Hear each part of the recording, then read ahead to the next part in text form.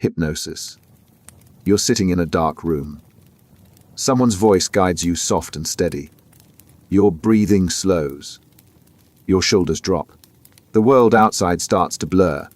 You're not asleep, but you're not fully awake either. Somewhere in between, your mind opens. Instructions land without resistance. A suggestion that would normally sound absurd now feels reasonable. You're aware of what's happening. Yet you don't feel controlled. This is hypnosis. It's a state where attention narrows so completely that the usual filters between thought and action start to dissolve. Not magic. Not mind control. Just the brain operating differently with the usual checks and balances gone quiet. Hypnosis works by redirecting the spotlight of consciousness. Normally, your mind scans constantly. It monitors the room, your thoughts, your body. But under hypnosis, that spotlight shrinks. It locks onto a single point, a voice, a sensation, an image. Everything else fades. And in that narrowed state, the critical voice that usually questions and evaluates stops talking. The brain doesn't fight suggestions because it's not registering them as threats. They slip past the defenses. They land directly in the system that governs automatic responses. That's why a hypnotized person might lift their arm when told. Not because they're being forced, but because the instruction bypasses the usual decision-making process. It feels less like an order, more like an impulse. Stage hypnosis exploits this. A performer tells someone they can't open their eyes. Suddenly, they can't. Not because their eyelids stopped working, but because the instruction embedded itself so deeply that their body treats it as fact. The barrier between belief and action collapses. Hypnosis isn't limited to parlor tricks. It's used in therapy to reduce chronic pain, rewire phobias, suppress unwanted habits. A smoker under hypnosis might be told that cigarettes taste like ash.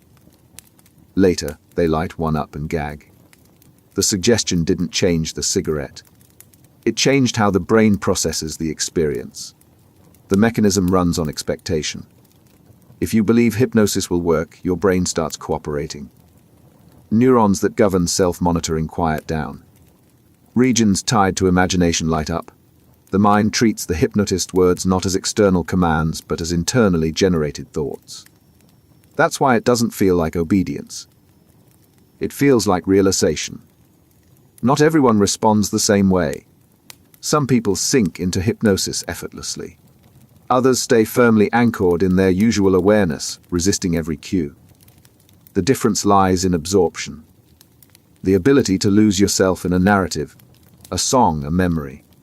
People who get lost in films, who forget they're reading a book because they're inside the story, those are the ones hypnosis grabs most easily. What's unsettling is how invisible the process is. You don't notice the transition. One moment you're listening. The next, you're following instructions you never consciously agreed to. And when it's over, you remember everything. But it doesn't feel like you were controlled. It feels like you chose it. That's the real trick of hypnosis. It doesn't strip away your will. It just makes suggestion feel like decision. Trance. You're driving home on a route you've taken 1,000 times. Suddenly, you're in your driveway. You don't remember the last 10 minutes. You weren't asleep. You weren't distracted. You were somewhere else. Functioning but not fully present. Your hands turned the wheel. Your foot pressed the pedals. But your conscious mind checked out. This is trance. A state of absorbed attention so complete that the usual sense of self and surroundings temporarily vanishes. It's not dramatic. It's not mystical. It happens all the time, in the middle of ordinary life, without anyone noticing. Trance occurs when the brain locks onto a repetitive pattern and stops monitoring everything else. The pattern could be rhythmic. A drumbeat breathing the hum of an engine. It could be mental. A looping thought, a daydream, a fixation. Once the pattern takes over, conscious awareness dims. You're still processing information, but you're no longer directing it. The mind runs on autopilot. and the autopilot runs deep. Musicians describe it when they play. The notes flow without thought. Their fingers move faster than conscious decision-making allows. Athletes experience it in the middle of a game. The play unfolds. They react. But they're not thinking through each move. Thinking would slow them down. The trance state bypasses deliberation entirely. Religious rituals engineer this deliberately. Chanting, swaying, repetitive prayer. These aren't just symbolic. They're designed to trigger trance. The rhythm overrides normal mental operations. The boundaries between self and environment soften. People report feeling connected to something larger, not because they've accessed a higher reality, but because the usual sense of separation has dissolved. Crowds generate trance too. A concert, a protest, a rally, thousands of people moving in sync, voices merging, individual identity blurring into collective energy. You stop thinking as yourself. You think as part of the group. Decisions that would feel wrong in isolation feel justified, even necessary, when the trance takes hold. What makes trance dangerous is how natural it feels. You're not aware that your judgment has shifted. You're not conscious of the fact that you've stopped questioning. The state itself feels like clarity. That's why people in trance make choices they later can't explain. In the moment, those choices felt obvious. The brain isn't malfunctioning, it's optimizing.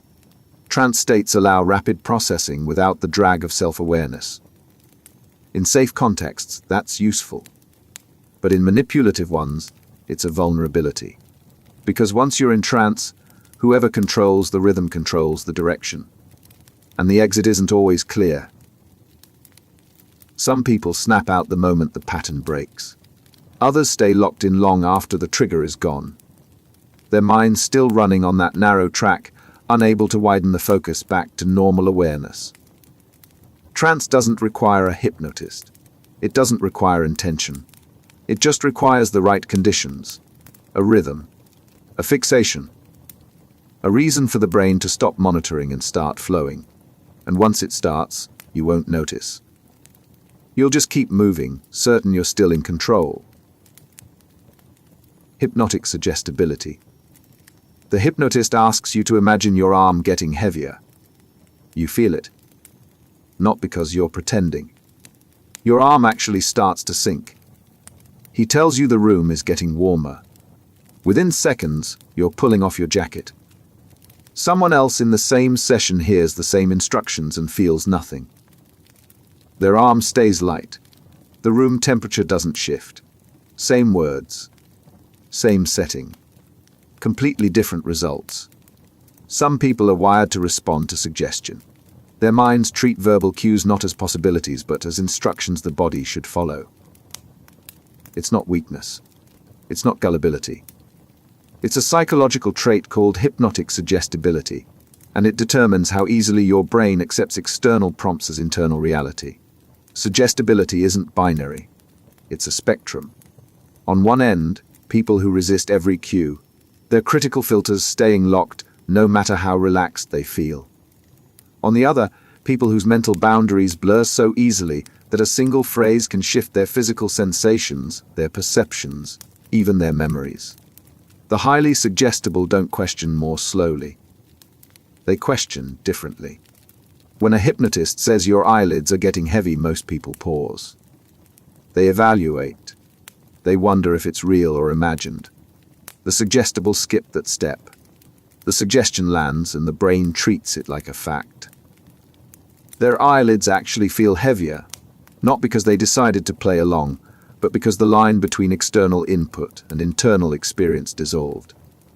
This shows up outside formal hypnosis constantly. Placebo effects hit the suggestible harder. Tell them a sugar pill will ease their headache, and the pain actually fades. Not because the pill did anything, but because their brain accepted the suggestion and adjusted accordingly. The same mechanism that makes hypnosis work makes everyday influence more potent.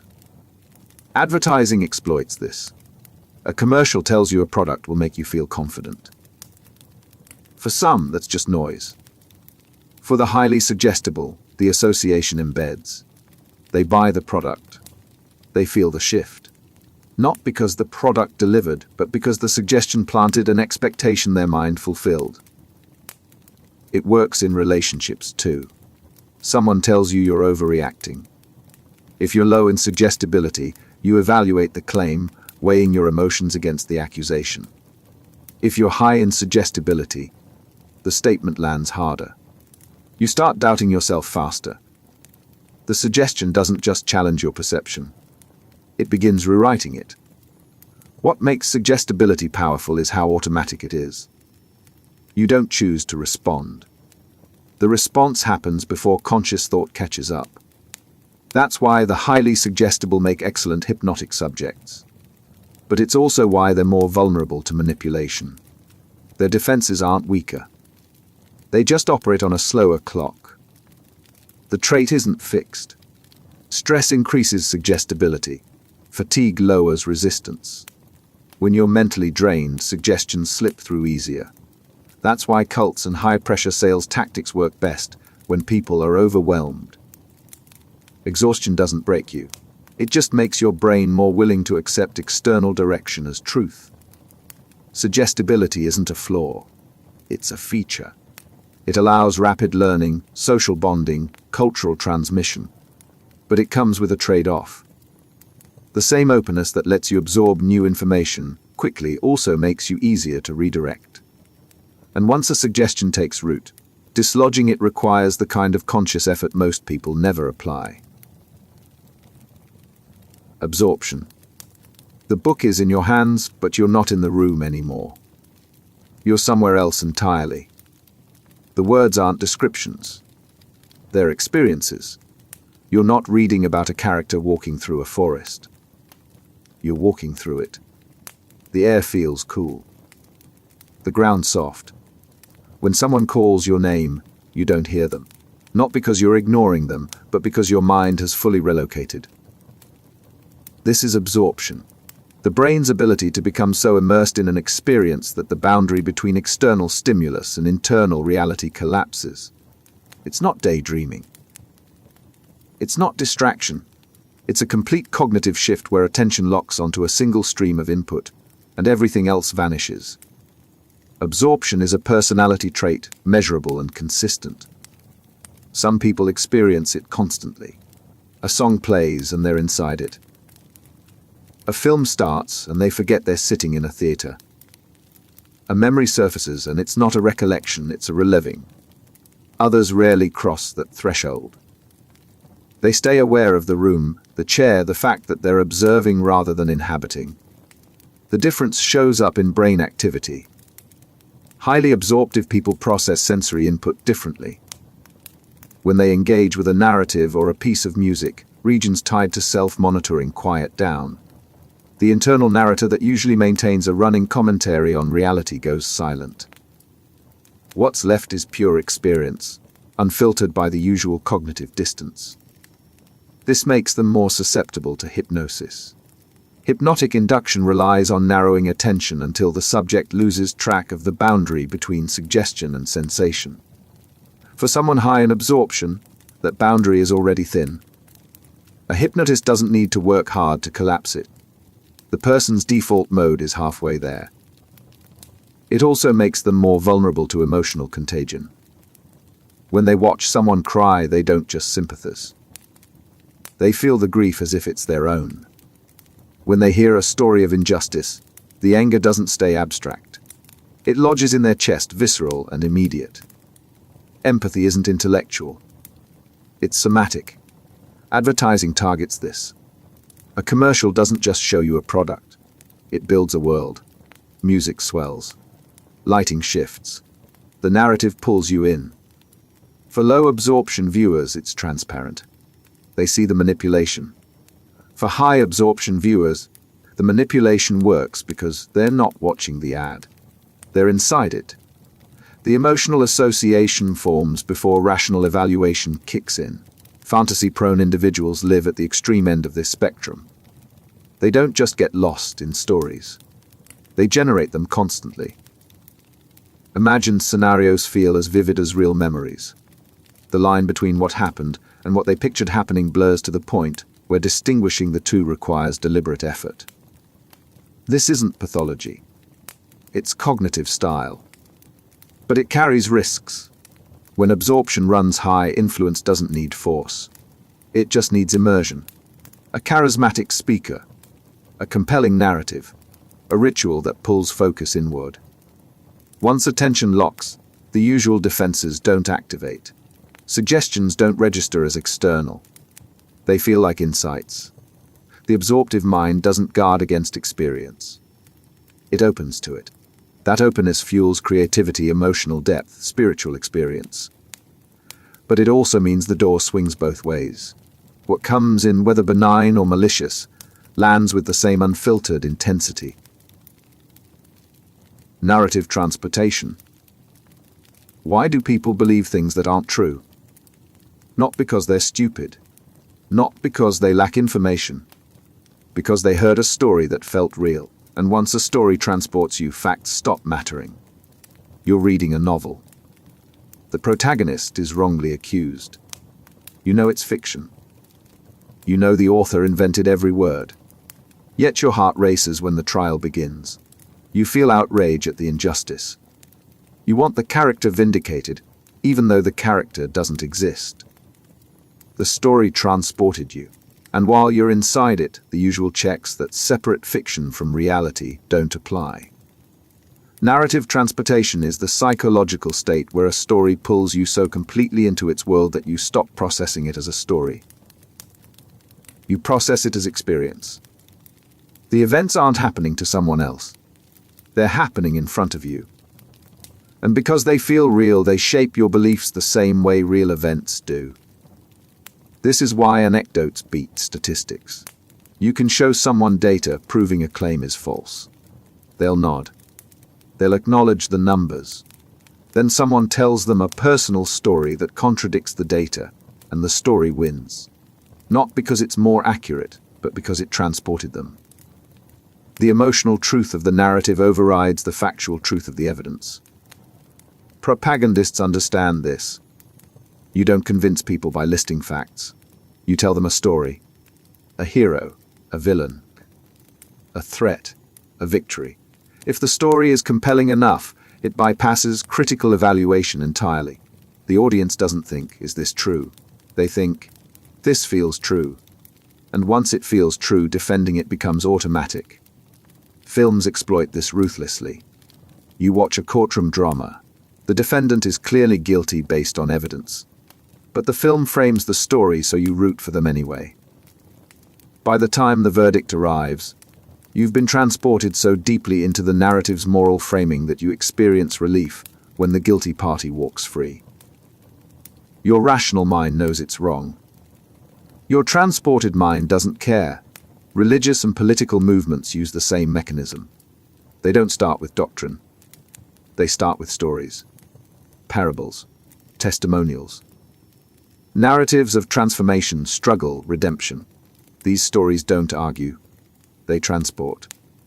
And once you're inside the narrative, adopting the associated beliefs feels less like conversion and more like clarity. The transported state suppresses counter-argument. Normally, when you hear a claim, part of your mind generates objections. It tests the logic. It checks for inconsistencies. But during narrative transportation, that process shuts down. You're not evaluating the story. You're experiencing it. Criticism feels like interruption, not insight. This is why correcting misinformation is so hard. If someone absorbed a false claim through a story, presenting them with factual corrections doesn't work. The correction is data. The original claim is a narrative. And narratives stick because they were never processed as information. They were processed as events. The effect lingers after the story ends. Studies show that even when people know a narrative is fiction, the beliefs it instilled persist. You read a novel where a character suffers due to a specific policy. Months later, you oppose that policy in real life. Not because you researched it, but because the emotional residue of the story remains. The transported experience left a mark that facts can't erase. Narrative transportation doesn't require suspension of disbelief. It requires immersion. And immersion doesn't ask for permission. It just needs the right story, told the right way, at the right time. Once it pulls you in, you're not interpreting anymore. You're inhabiting. And what you inhabit becomes what you believe. Focused attention narrowing. You're crossing the street and a car runs the red light. Your body moves before you think. You leap back. Heart pounding. The world shrinks to a single point. The car. Everything else, the pedestrians, the buildings, the sound of traffic gone. Not ignored. Erased. Your attention locked so tightly on the threat that your brain stopped processing anything else. This is focused attention narrowing. When the mind encounters something urgent, it doesn't multitask. It tunnels. Attention collapses onto a single target, and peripheral awareness shuts down entirely. You're not choosing to focus. The focus happens automatically, involuntarily, completely. The narrowing isn't subtle. Brain scans show it clearly. Regions responsible for processing background information go quiet. Sensory input outside the focal point gets filtered out before it reaches conscious awareness. You're not seeing the full scene and choosing to ignore parts of it. You're only seeing the part your brain decided matters. This shows up in hypnosis constantly. A hypnotist tells you to focus on their voice. At first, you're still aware of the room. But as attention narrows, the room fades. Then the chair you're sitting in. Then your own body. What's left is the voice, and because it's the only input your brain is processing, it gains disproportionate weight. Suggestions don't feel like suggestions. They feel like the only reality available. The same mechanism operates in emergencies. A building catches fire. You need to find the exit. Your attention locks onto the door. Everything else, the smoke, the heat, upheaval, becomes irrelevant. This tunnel vision saves lives. But it also means you miss crucial information. People die in fires not because they couldn't escape, but because their narrowed attention fixated on the wrong exit, while a clear path sat 10 feet away, invisible. Manipulators exploit this. Get someone focused on a single threat, real or imagined, and their ability to evaluate the broader situation collapses. A salesperson creates urgency. Limited time offer. One spot left. Your attention narrows onto the scarcity. The price, the terms, whether you even need the product, those considerations drop out of focus. By the time you widen your attention again, you've already agreed. It works in relationships too. An argument escalates. Your partner says something hurtful. Your attention narrows onto that one phrase. The broader context, the preceding conversation, their usual behavior, it all vanishes. The hurtful comment becomes the entire reality. You respond to the narrowed view, not the full picture. Later, when attention widens, you realize you overreacted. But in the moment, overreaction felt like the only response. Stress amplifies the effect. When you're anxious, your baseline attentional focus is already tighter than normal. It doesn't take much to push it into full tunnel vision. That's why panic attacks feel so overwhelming. Attention narrows onto the physical sensations, rapid heartbeat, shortness of breath. And because those sensations are the only thing the brain is processing, they feel catastrophic. The ability to contextualize, to recognize the sensations as temporary and non-threatening, disappears. Cults use this methodically. Sleep deprivation. Information overload. Emotional intensity. All of these narrow attention. Then the cult leader steps into that narrowed focus. When your attention is tunneled, whoever occupies the tunnel controls the narrative. You're not evaluating their claims against other information. You're not weighing options. You're locked onto a single input stream, and that stream is shaping your reality. The narrowing feels protective. Your brain is trying to help. It's filtering out distractions so you can handle what matters. But it can't always tell the difference between a real threat and a constructed one. It just sees intensity and responds. And once attention narrows, widening it back out requires effort most people don't know how to apply. So they stay locked in, certain they're focused on what's important, unaware of everything they've stopped seeing. Dissociative absorption. You're sitting in a meeting, but you're not there. Someone's talking. You see their mouth moving. You hear the words. But they're not landing. You're watching yourself from somewhere outside your body. Your hand takes notes. Your face nods at the right moments. But the part of you that's aware, that's observing all of this from a distance, detect, like you're watching a film of your own life. Dissociative absorption is what happens when immersion doesn't just narrow attention. It severs it. You're not focused on something else. You've split. Part of you is still operating in the world, responding, functioning. But the conscious you, the part that experiences being you, has floated away. It's not the same as ordinary absorption. When you're absorbed in a book, you're present in the story. When you're dissociatively absorbed, you're not present anywhere. You're observing yourself as if you're someone else. The connection between action and awareness breaks. Your body moves. Your mind watches. The two aren't talking to each other. This state shows up in trauma responses. When something overwhelming happens, the mind protects itself by disconnecting. You're still there physically. You're still processing what's happening. But the emotional weight of the experience doesn't land. You feel nothing. Not because you've suppressed it, but because the part of you that feels has stepped back, observing from a safe distance. Hypnosis can trigger this deliberately. A hypnotist guides someone into deep absorption, then suggests they're watching themselves from outside their body. For people prone to dissociation, the suggestion doesn't feel strange. It feels natural. They've been there before. The boundary between self and observer is already thin. The hypnotic suggestion just makes it explicit. It's not always distressing. Some people experience dissociative absorption as relief. The weight of being constantly inside yourself, monitoring every thought and feeling, lifts. You're still aware. You're still experiencing, but the intensity dulls. It's like turning down the volume on your own existence. But it carries risks. When dissociation becomes habitual, it's hard to turn off. You're driving. You dissociate. You arrive home with no memory of the route. You're in a conversation. You dissociate. Later, you can't recall what was said. The gaps accumulate.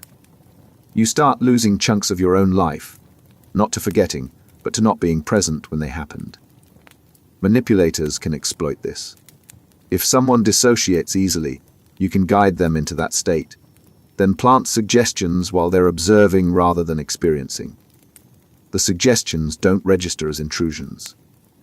They land in the space where the person's usual defenses would be, but those defenses aren't active. They're watching from outside, and what happens to the person they're watching doesn't feel like it's happening to them. The scariest part is how invisible it is. From the outside, a dissociating person looks normal. They respond. They function. But inside, no one's home.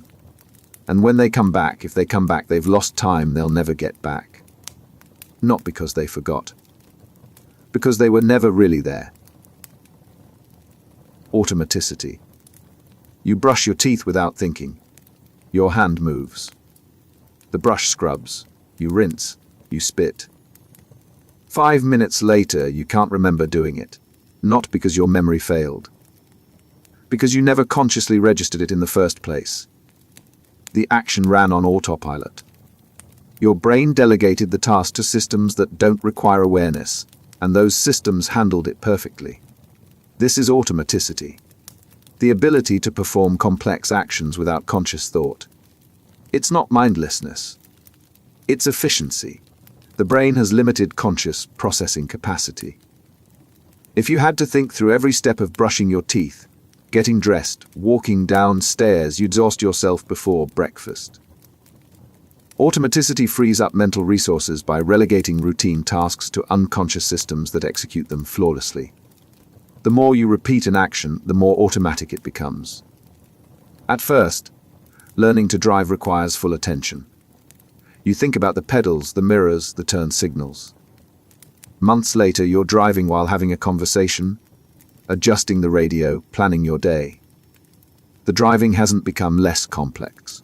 Your brain has just automated it. This works beautifully for physical tasks, but it applies to mental patterns too. The way you respond to criticism, the thoughts you have when you're anxious, the judgments you make about people. These processes can become automatic. You're not choosing them anymore. They're running in the background, shaping your behavior without your awareness. Habits live here. A habit isn't a decision you make repeatedly. It's a decision you made once, and now your brain executes it automatically. You don't decide to check your phone when you're bored. The action happens before the decision registers. By the time you're aware you're holding your phone, you've already unlocked it and opened an app. The behavior bypassed conscious choice entirely. This makes habits incredibly hard to break. You can't fight an automatic process with willpower. Willpower operates in the conscious mind. The automatic behavior runs below that level. It triggers, it executes, it completes, and only then does your conscious mind notice. By that point, the behavior is already done. Manipulation exploits this constantly. Advertisements don't try to convince you consciously. They try to automate associations. You see a logo paired with pleasant music, attractive people, positive emotions. After enough repetitions, the logo alone triggers a positive response. You're not deciding to feel good about the brand. The feeling happens automatically. The same mechanism operates in relationships. Someone treats you poorly, then apologizes, then treats you poorly again. The cycle repeats. Eventually, the apology becomes automatic reassurance. You don't evaluate whether it's sincere. You don't weigh the pattern. The apology triggers forgiveness and you move on, not because you chose to, but because the response automated. What makes automaticity dangerous is its invisibility. Automatic processes don't feel automatic. They feel like you. When you respond to something without thinking, it feels like that's just who you are. You're not aware that the response was programmed through repetition. You experience it as natural, even when it's working against you. And once a process automates, changing it requires more than awareness. It requires deliberate disruption. You have to catch the automatic behavior before it completes. You have to insert conscious thought into a process designed to run without it. Most people never do that. They just keep executing patterns they don't remember learning, wondering why they can't seem to change. Altered state of consciousness. You're awake, but it doesn't feel like normal waking. The edges of things blur. Time stretches. Your thoughts don't follow their usual paths. You're aware, but the quality of that awareness has shifted. You're not dreaming. You're not unconscious. You're somewhere else. A state your brain doesn't usually occupy. An altered state of consciousness is any mental condition that deviates from ordinary waking awareness. It's not about being more or less conscious. It's about being conscious differently. The filters change. The processing changes. What your brain prioritizes changes. And in that shifted state, things that would normally seem impossible or absurd start feeling plausible, even obvious. These states happen naturally. Meditation can trigger them. So can sleep deprivation, extreme physical exertion, sensory deprivation, rhythmic stimulation, fasting, fever. The brain doesn't need drugs to alter its operating mode. It just needs the right conditions. What changes in these states isn't random. Specific patterns repeat. Critical thinking weakens. Suggestibility increases. The boundary between self and environment softens. Time perception distorts. Emotions intensify. Memory formation shifts.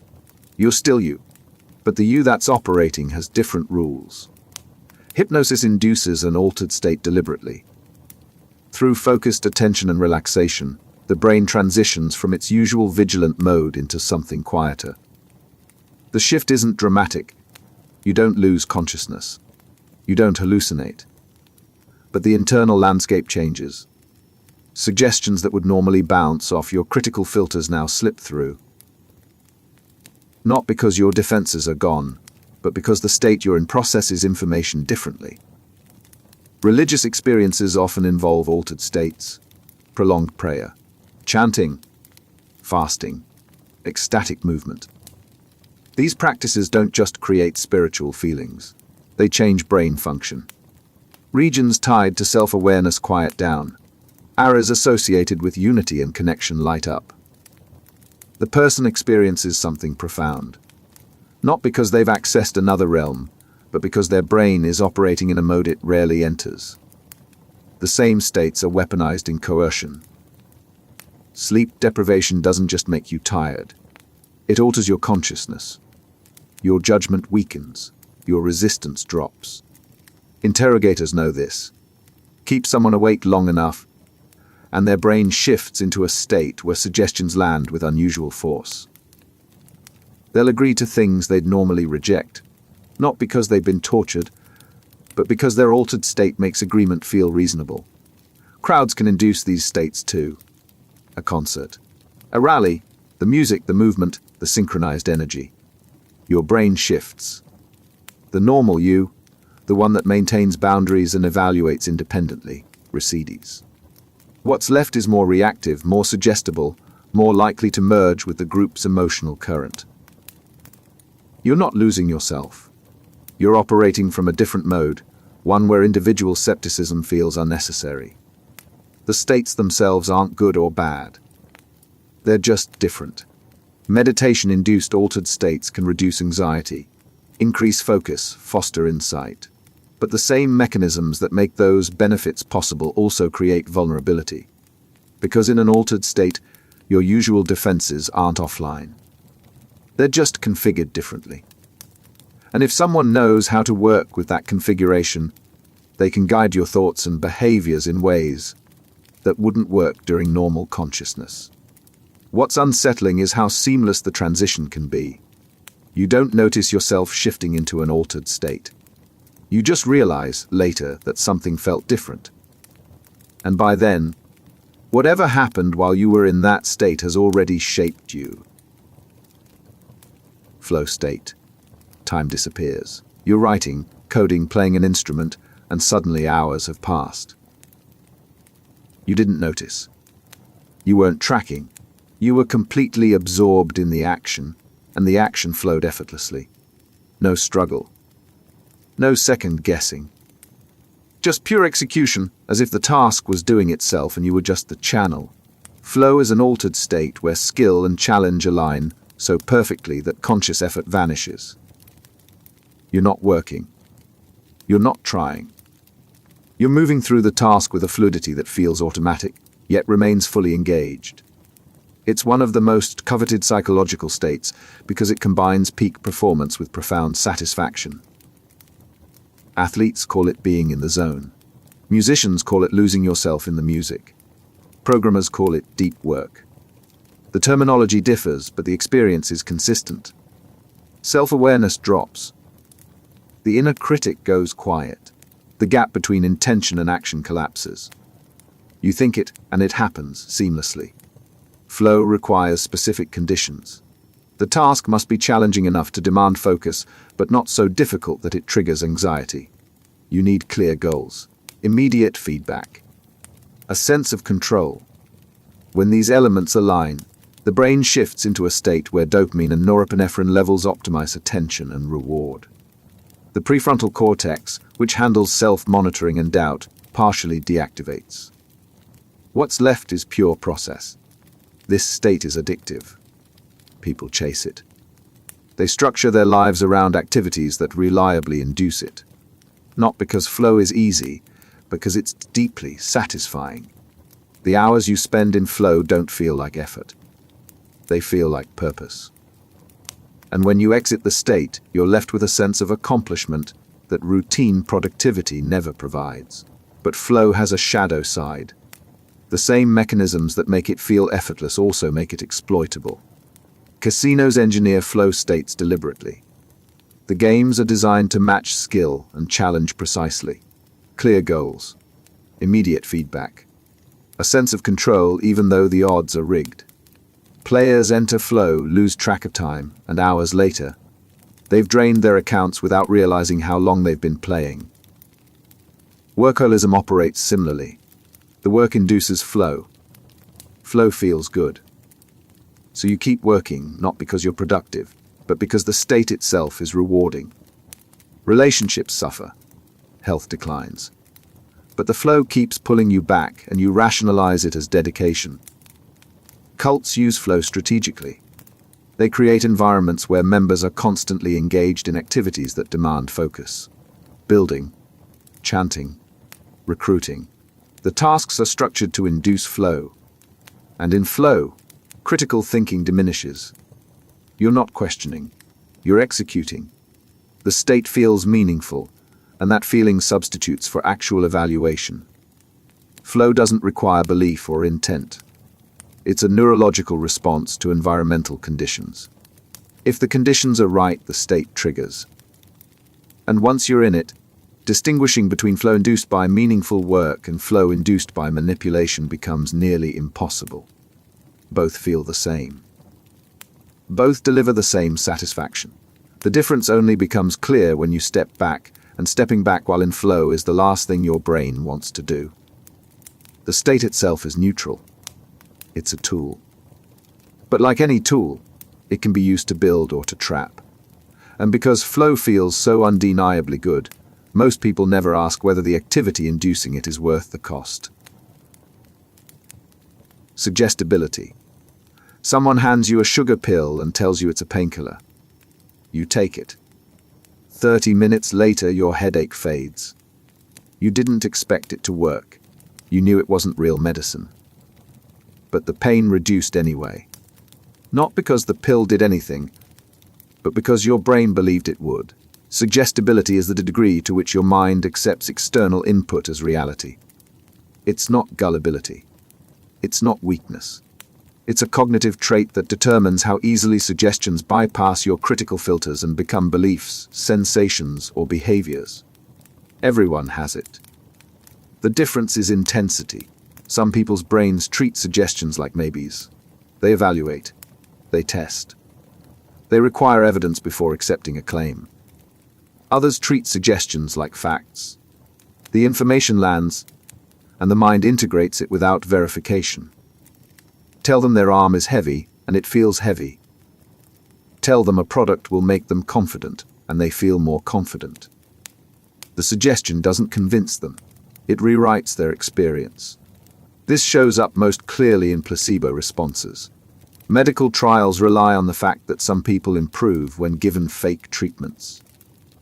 Not because they're imagining their symptoms, but because the suggestion that they've received medicine triggers real physiological changes. Their brain releases endorphins. Inflammation reduces. Pain decreases. The belief generated the outcome, and the outcome was measurable. Advertising targets high suggestibility individuals without naming them. A commercial associates a car with freedom. For low suggestibility viewers, it's transparent manipulation. For high suggestibility viewers, the association embeds. They see the car later, and the feeling of freedom surfaces. Not because they remember the ad, but because the suggestion created a link their brain now treats as real. The same mechanism operates in social influence. A confident person makes a claim. Low suggestibility listeners evaluate the claim on its merits. High suggestibility listeners accept it based on the confidence alone. The delivery mattered more than the content. And once accepted, the belief persists even when contradictory evidence appears. Hypnosis depends entirely on suggestibility. The hypnotist's words only work if the subject's brain treats them as actionable.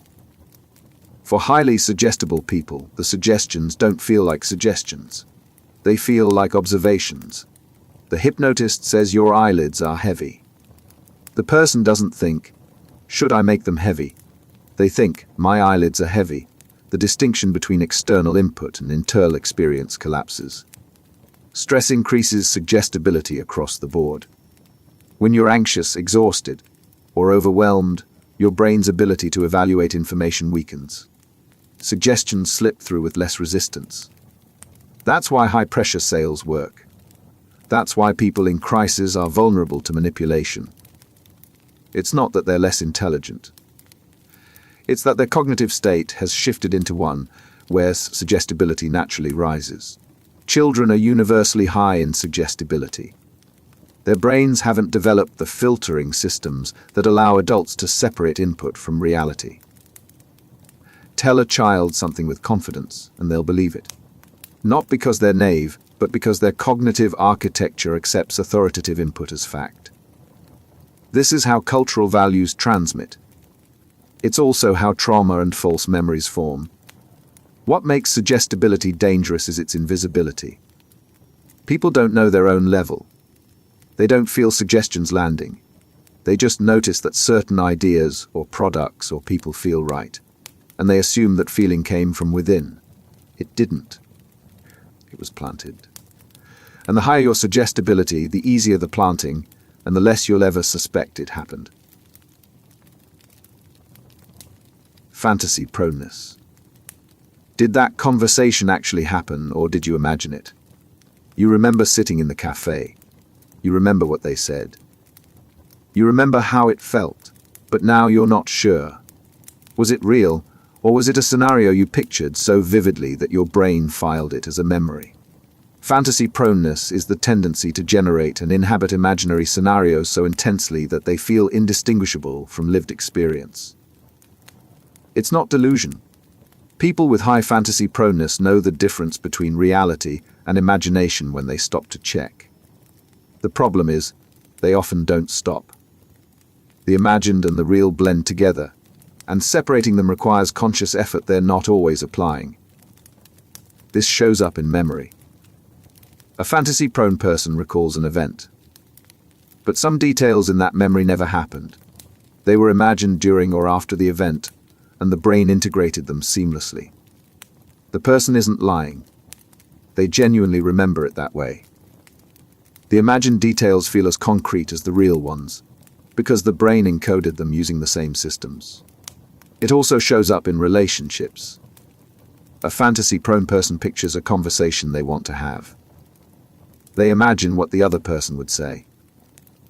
The scenario plays out so vividly that later, they believe the conversation happened. They respond to the other person based on imagined dialogue, leaving the other person confused. I never said that. And they didn't. But the fantasy-prone person experienced it as real. Daydreaming becomes immersive for these individuals. They're not casually drifting through pleasant thoughts. They're constructing entire narratives, living them moment by moment. Characters of personalities. Events unfold with detail. Time passes in the fantasy, and when they return to the present, they feel disoriented, as if they've been somewhere else. Because in a very real sense they have. This trait correlates strongly with hypnotic susceptibility. Hypnosis relies on the ability to treat imagined scenarios as real. For fantasy-prone individuals, that's baseline. The hypnotist suggests they're somewhere else, and they're already there. The suggestion doesn't create the shift. It just directs it. It also makes them vulnerable to false memories. Suggestion and imagination merge easily. A therapist asks, could this have happened? The fantasy-prone person imagines it. The imagined scenario feels vivid, detailed, real. Later, they remember it not as a possibility they explored, but as something that actually occurred. The memory isn't fabricated maliciously. It's a natural byproduct of how their brain processes imagined content. Cults attract fantasy-prone individuals. The narrative the cult provides, the stories of transformation, the visions of a better world, these don't feel like ideas. They feel like glimpses of reality. The person isn't choosing to believe. They're experiencing belief as immersion. The fantasy becomes the framework through which they interpret everything, and because it feels so vivid, questioning it seems absurd. But fantasy proneness isn't purely a vulnerability. It fuels creativity. Writers, artists, actors, many of them score high on this trait. The ability to inhabit imaginary worlds makes their work richer, more authentic. The same mechanism that creates risk also creates depth. The danger comes when the person loses track of the line, when fantasy and reality blur so completely that they stop checking which is which. At that point, they're not living in the world as it is. They're living in the world as they've imagined it. And anyone who understands that can feed them a narrative, knowing it'll be experienced not as a story, but as truth. Guided imagery immersion. Close your eyes. Picture a beach. Feel the sand under your feet. Hear the waves. Smell the salt air. Within seconds, your body responds. Your breathing slows. Your muscles relax. You're not at a beach. You're sitting in a chair. But your nervous system doesn't care. The image is vivid enough that your brain treats it as real, and your body adjusts accordingly.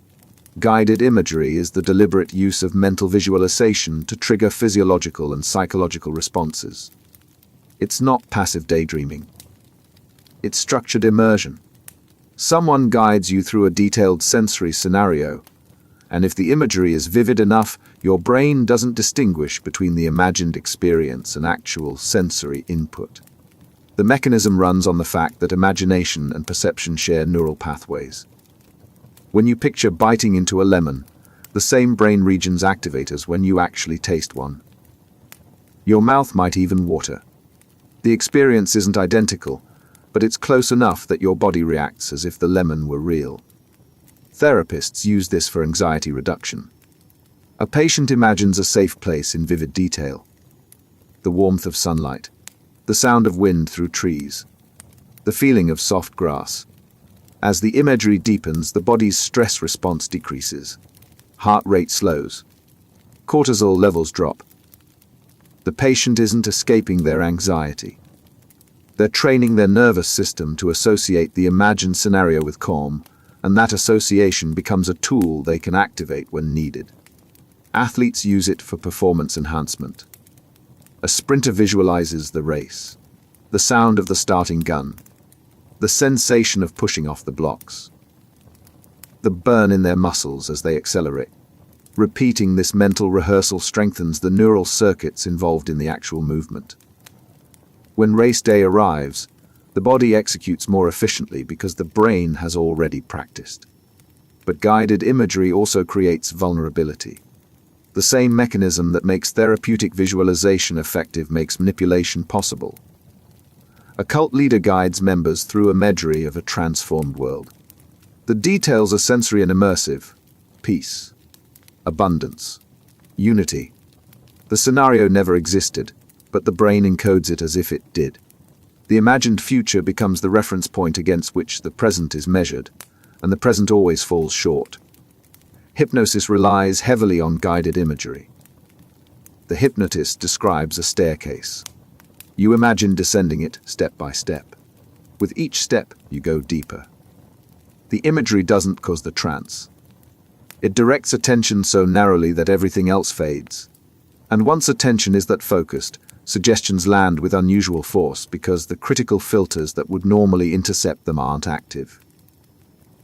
Marketing uses lighter versions constantly. An advertisement doesn't show you the product. It shows you using the product. Happy, confident, successful. You're not buying the item. You're buying the imagined version of yourself that the imagery created. And because the scenario felt real while you were immersed in it, the association persists. The effectiveness depends entirely on vividness. Generic imagery does nothing. But if the details are rich, if the sensory information is layered, the brain engages fully. And once engaged, the line between what you're imagining and what you're experiencing blurs until it's nearly invisible. Hypnotic Analgesia. The needle goes in. You watch it happen. You feel the pressure. But there's no pain. Not because you're numb. Not because the nerves stopped working. Because your brain has been told the sensation isn't pain, and somehow, against all logic, the message landed. Hypnotic analgesia is the reduction or elimination of pain through hypnotic suggestion. It's not placebo. It's not distraction. Brain imaging shows that the regions processing pain signals genuinely quiet down. The pain isn't being ignored. It's being intercepted before it registers as suffering. The effect has been documented in surgeries. Patients under hypnotic analgesia undergo procedures with reduced or no anesthesia. They feel sensations, pressure, movement, but the sensations don't translate into pain.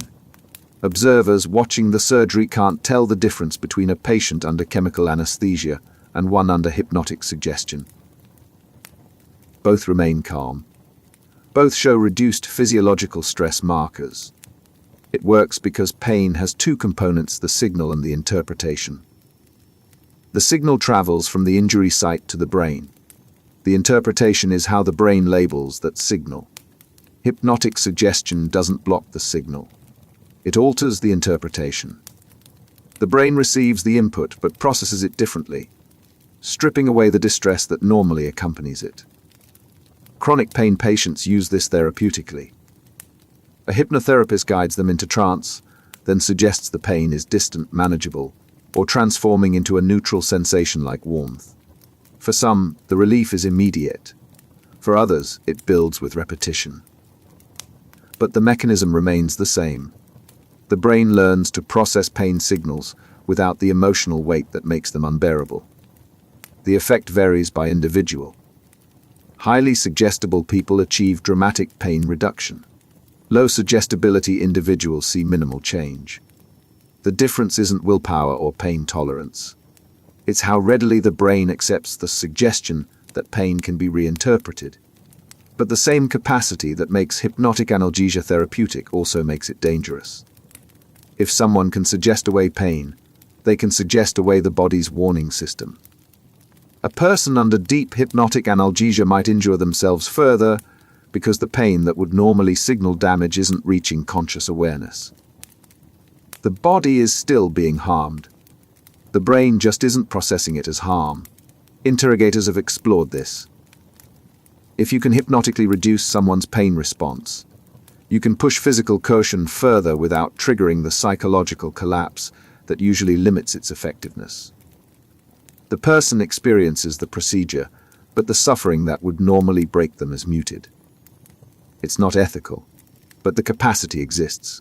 What makes hypnotic analgesia unsettling is how cleanly it severs sensation from suffering. You'd assume pain is absolute. An injury hurts, and that's the end of the discussion.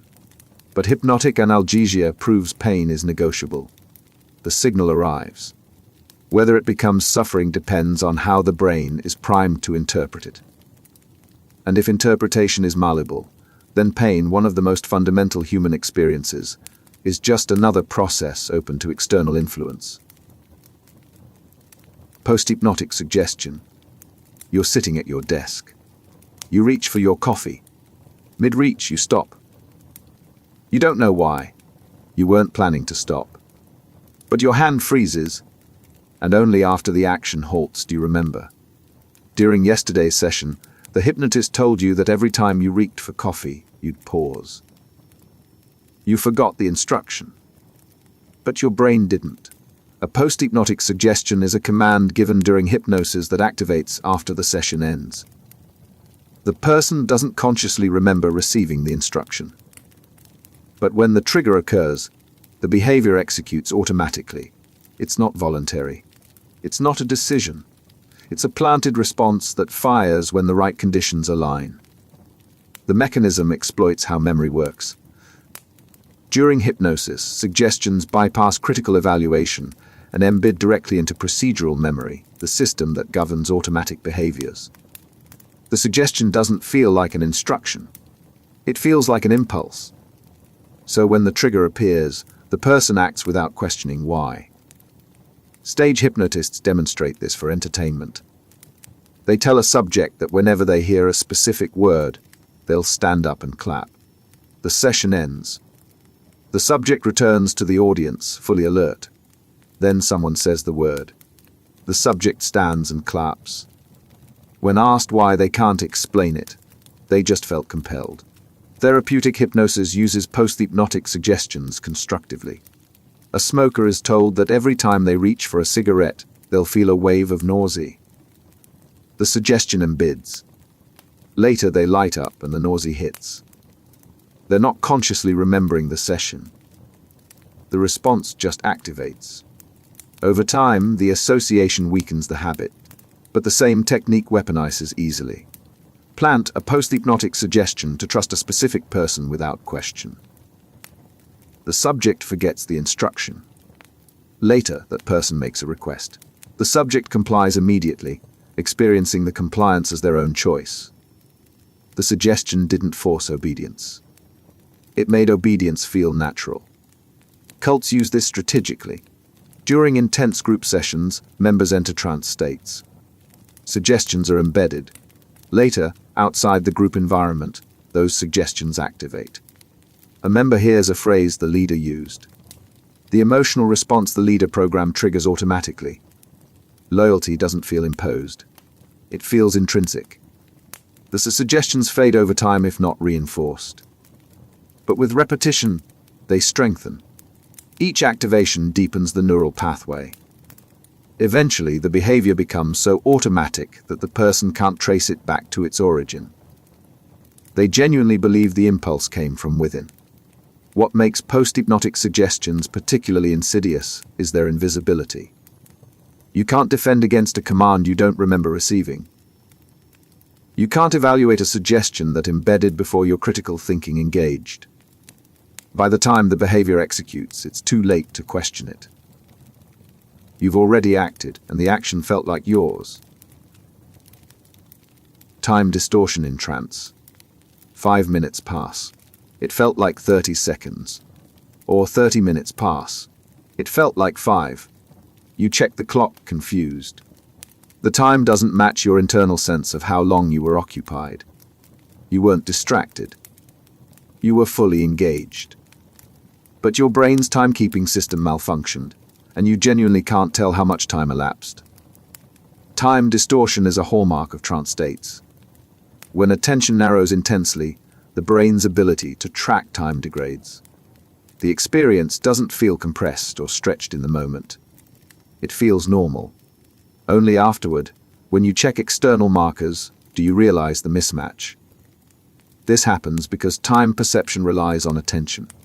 Your brain timestamps events based on how many distinct moments it processes. If you're monitoring your surroundings, tracking changes, noticing details, time feels accurate. But in trance, attention locks onto a single stream. The brain stops processing peripheral information. Fewer distinct moments register. So when the trance ends, the internal clock reports far less time than actually passed. Hypnosis exploits this deliberately. A hypnotist guides someone into trance, then suggests that the next 5 minutes will feel like an hour. The subject's brain, already in a state where time tracking is impaired, accepts the suggestion. When the session ends, the person genuinely feels like an hour passed. The distortion wasn't imagined. Their perception actually shifted. Flow states generate the same effect naturally. You're writing coding, creating something, and hours vanish. You weren't trying to lose track of time, but the intense focus collapsed your temporal awareness. The brain allocated all its resources to the task, leaving nothing for timekeeping. So the hours passed unnoticed. Meditation produces the opposite distortion. Minutes feel like hours. You sit quietly monitoring your breath. Each second stretches. The clock says 10 minutes passed. It felt like 40, because in meditation, you're hyper-aware of each moment, and that heightened attention makes time expand. Interrogators use time distortion as a pressure tactic. Keep someone in a windowless room with no clock. Manipulate their sense of how long they've been there. Hours blur into indeterminate stretches. The person loses their anchor. They can't tell if they've been questioned for 3 hours or 10. The uncertainty destabilizes them. Eventually, they'll agree to anything just to escape the timeless void. Casinos engineer environments that distort time. No windows. No clocks. Constant stimulation. Gamblers enter a low-grade trance state. Hours pass. They don't notice. The distortion keeps them playing longer than they intended because their internal sense of time stopped functioning accurately. The mechanism isn't mysterious. Time perception is a cognitive construct, not a direct sensory input. You don't have a time organ. Your brain infers time from the rate of experienced events. Alter the rate and the perception shifts.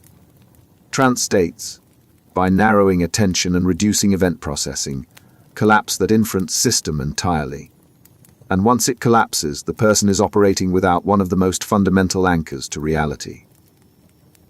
They're untethered, drifting through a subjective timeline that no longer maps to the external world. Ego attenuation. You're still aware. But the sense that you're a distinct individual, separate from everything around you, weakens. The boundaries blur. Where you end and the world begins stops feeling clear. You're not losing consciousness. You're losing the feeling of being a self that's observing the world. Instead, you're just part of the experience, with no strong division between observer and observed. Ego attenuation is the reduction or temporary dissolution of the sense of self. It's a feature of many altered states. Meditation, psychedelics, deep hypnosis, religious ecstasy. The specific trigger varies, but the result is consistent. The usual experience of being a separate agent, bounded and distinct, softens or vanishes entirely.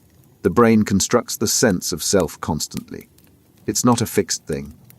It's an ongoing process where certain neural networks generate the feeling of, I am here, and everything else is out there. When those networks quiet down, the boundary dissolves. You're still conscious. But the consciousness isn't anchored to a self anymore.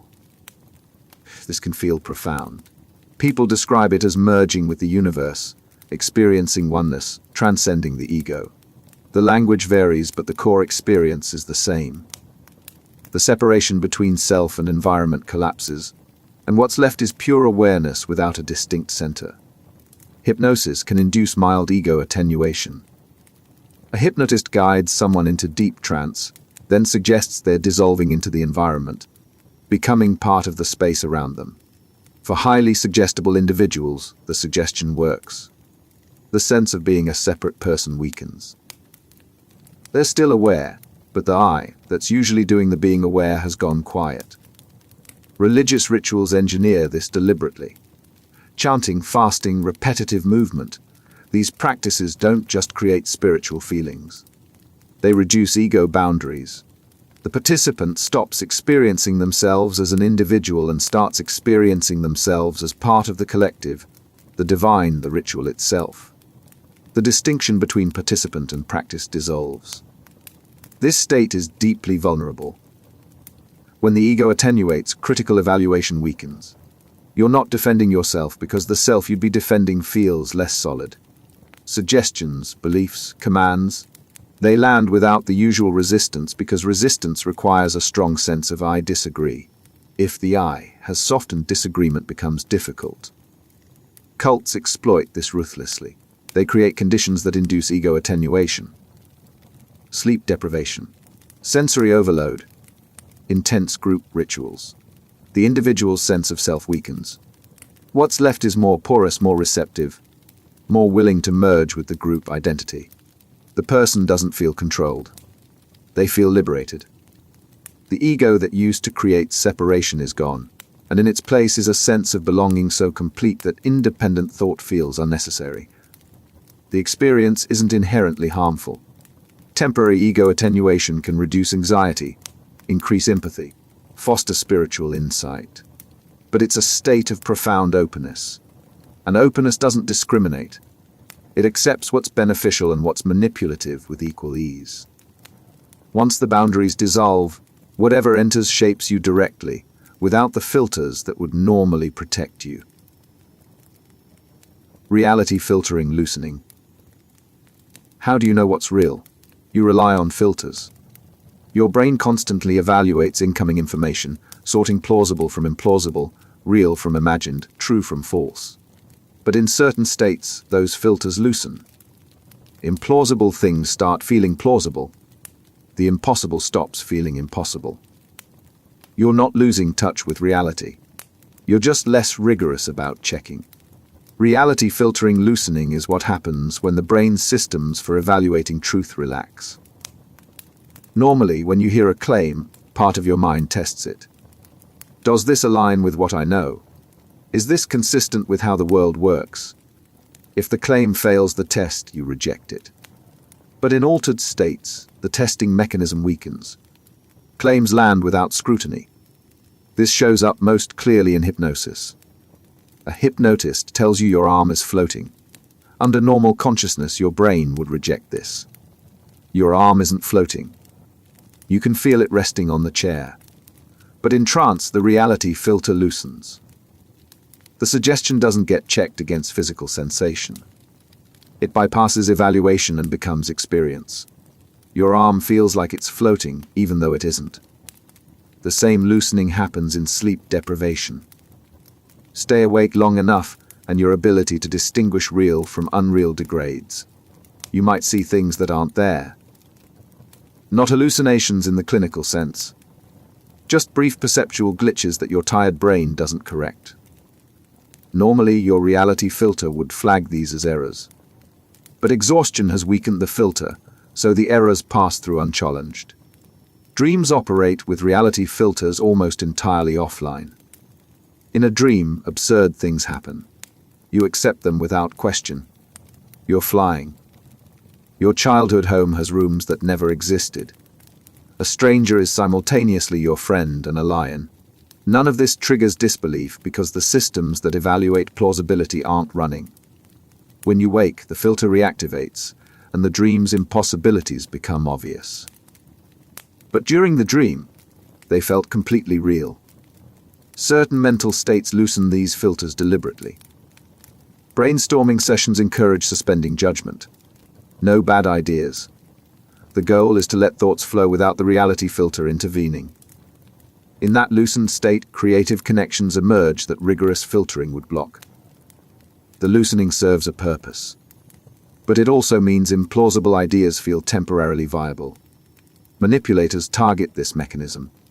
Get someone into a state where their reality filters are weak, sleep-deprived, emotionally overwhelmed in trance, and feed them claims that would normally fail scrutiny. The claims land because the systems that would reject them aren't operating at full strength.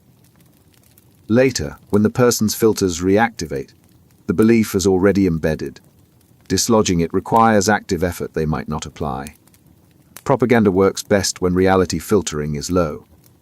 Emotionally charged content. Rapid delivery. Repetition. These tactics don't convince through logic. They bypass the filter. The claims land before evaluation occurs. And once landed, they shape perception, even if they're demonstrably false. What makes reality filtering loosening dangerous is how natural it feels. You're not aware your filter has weakened. The implausible just stops feeling implausible. And because you're not conscious of the shift, you don't know to compensate. You process information as if your usual critical systems are active, unaware that you're operating with diminished defenses. Deep relaxation trance. Your muscles release. One by one, the tension drains. Your breathing slows. Your heartbeat steadies. The thoughts that usually loop endlessly start to quiet. You're not falling asleep. You're sinking into something else. A state where your body is so deeply relaxed that conscious control feels optional, and the boundary between waking and sleeping blurs into something in between. Deep relaxation trance is a state of profound physical and mental calm where awareness remains but effort disappears. The body stops bracing against gravity. The mind stops monitoring threats. What's left is a baseline of consciousness stripped of its usual vigilance, and in that stripped-down state, you become far more receptive to influence. The state activates through progressive muscle relaxation.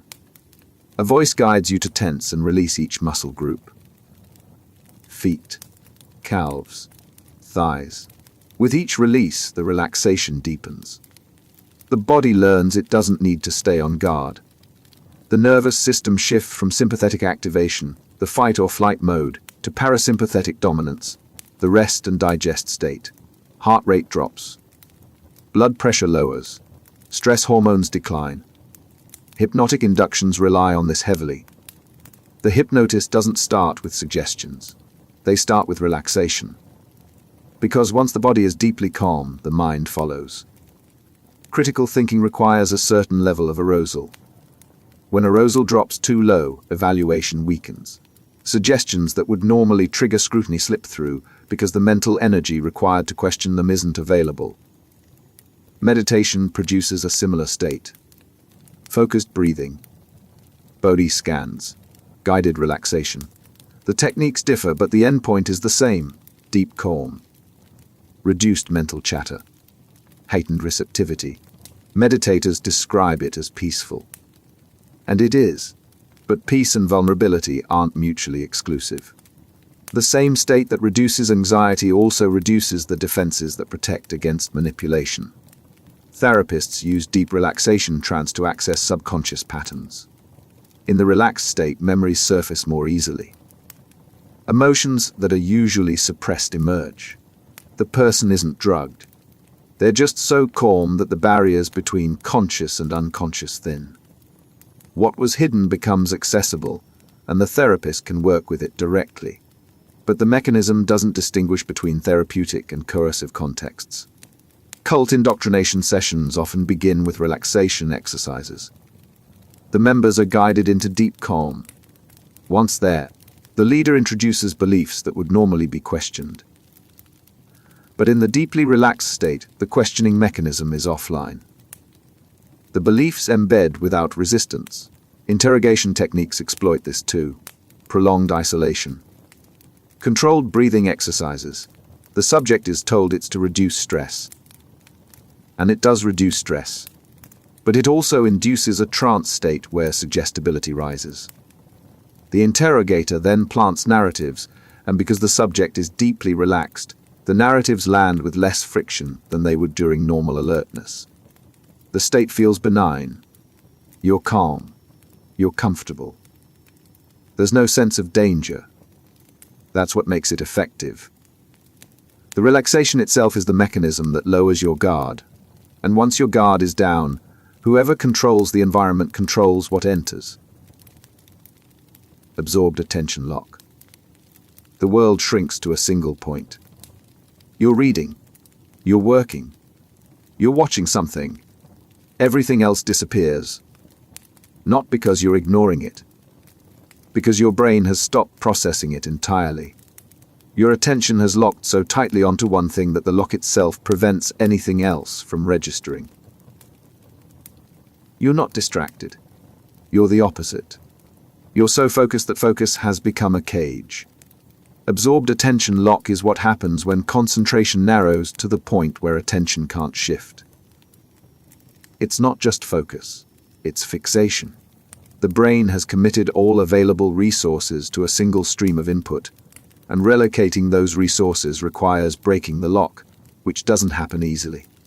This shows up in hypnosis as a primary mechanism. The hypnotist gives you something to focus on. A swinging pendulum, a spot on the wall. Your own breathing. At first, you're aware of other things. The room.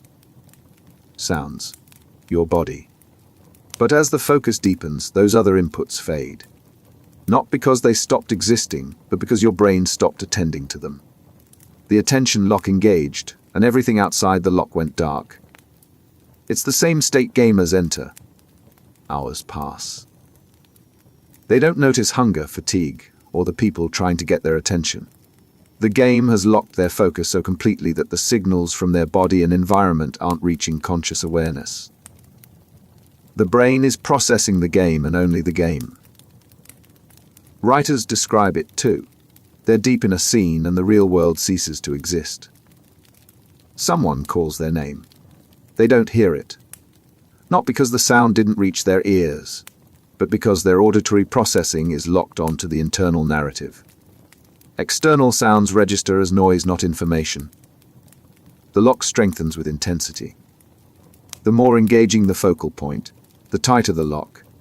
That's why highly immersive content, games, films, virtual reality, creates such strong attentional capture.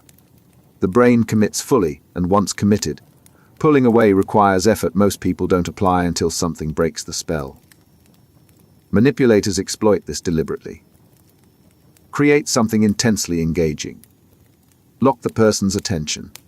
While they're locked, introduce suggestions, beliefs, frameworks. The person isn't evaluating these additions because their evaluative capacity is occupied entirely by the focal point. The lock prevents them from stepping back and assessing what's being fed to them.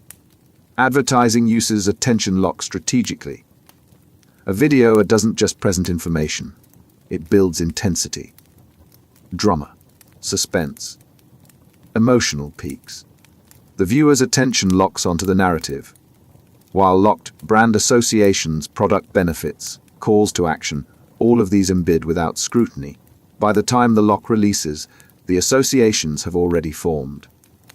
The lock isn't permanent. It breaks when the focal point loses intensity or when an external stimulus is strong enough to override it. A loud noise. Physical discomfort. Someone shaking your shoulder. But until that break occurs, the person is functionally isolated inside their own attention, and whatever's inside that bubble with them has uncontested access. Music-induced trance. The beat starts. Your body responds before your mind registers it. Your foot taps. Your head nods. The rhythm pulls you in. Minutes later, you're not listening to the music anymore. You're inside it. The melody isn't external. It's running through you. Time dissolves. Thought dissolves. What's left is pure sensory immersion. And you've crossed into a state where the music isn't something you're experiencing. It's something you've become. Music-induced trance is a state where rhythmic sound overrides normal consciousness and generates altered awareness. It's not metaphorical. Brain scans show it clearly. Repetitive rhythms synchronize neural activity. The usual scattered patterns of thought consolidate into unified waves. Self-monitoring regions quiet. Emotional centers amplify. The brain shifts into a mode where it's processing rhythm and melody as primary reality.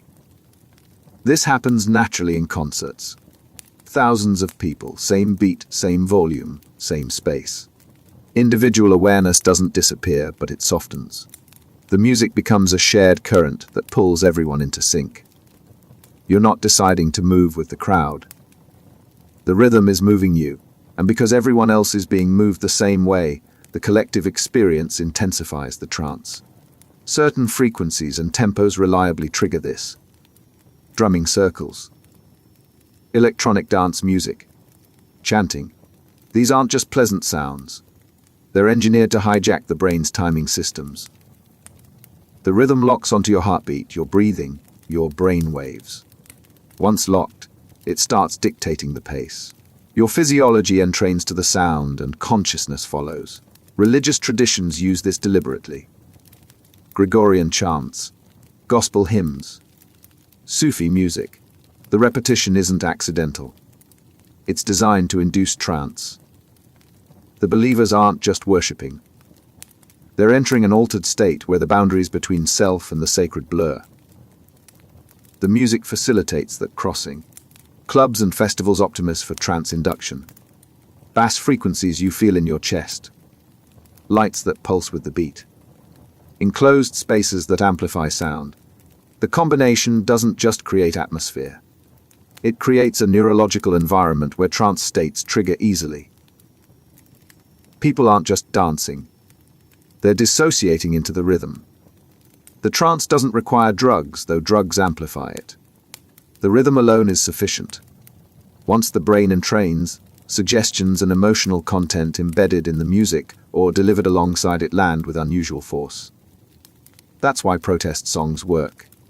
Why national anthems stir loyalty. Why advertising jingles stick.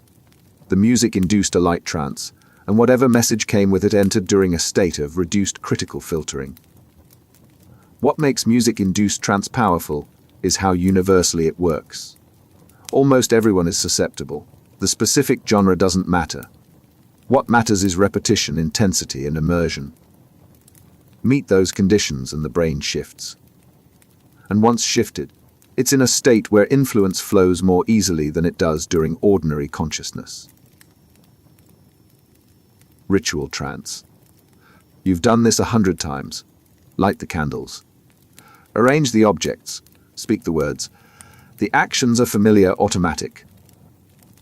But somewhere in the repetition, something shifts. The room feels different. You feel different. The ritual isn't just a set of actions anymore.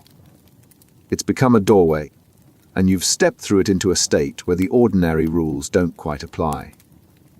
Ritual trance is the altered state induced by structured, repetitive ceremonial actions.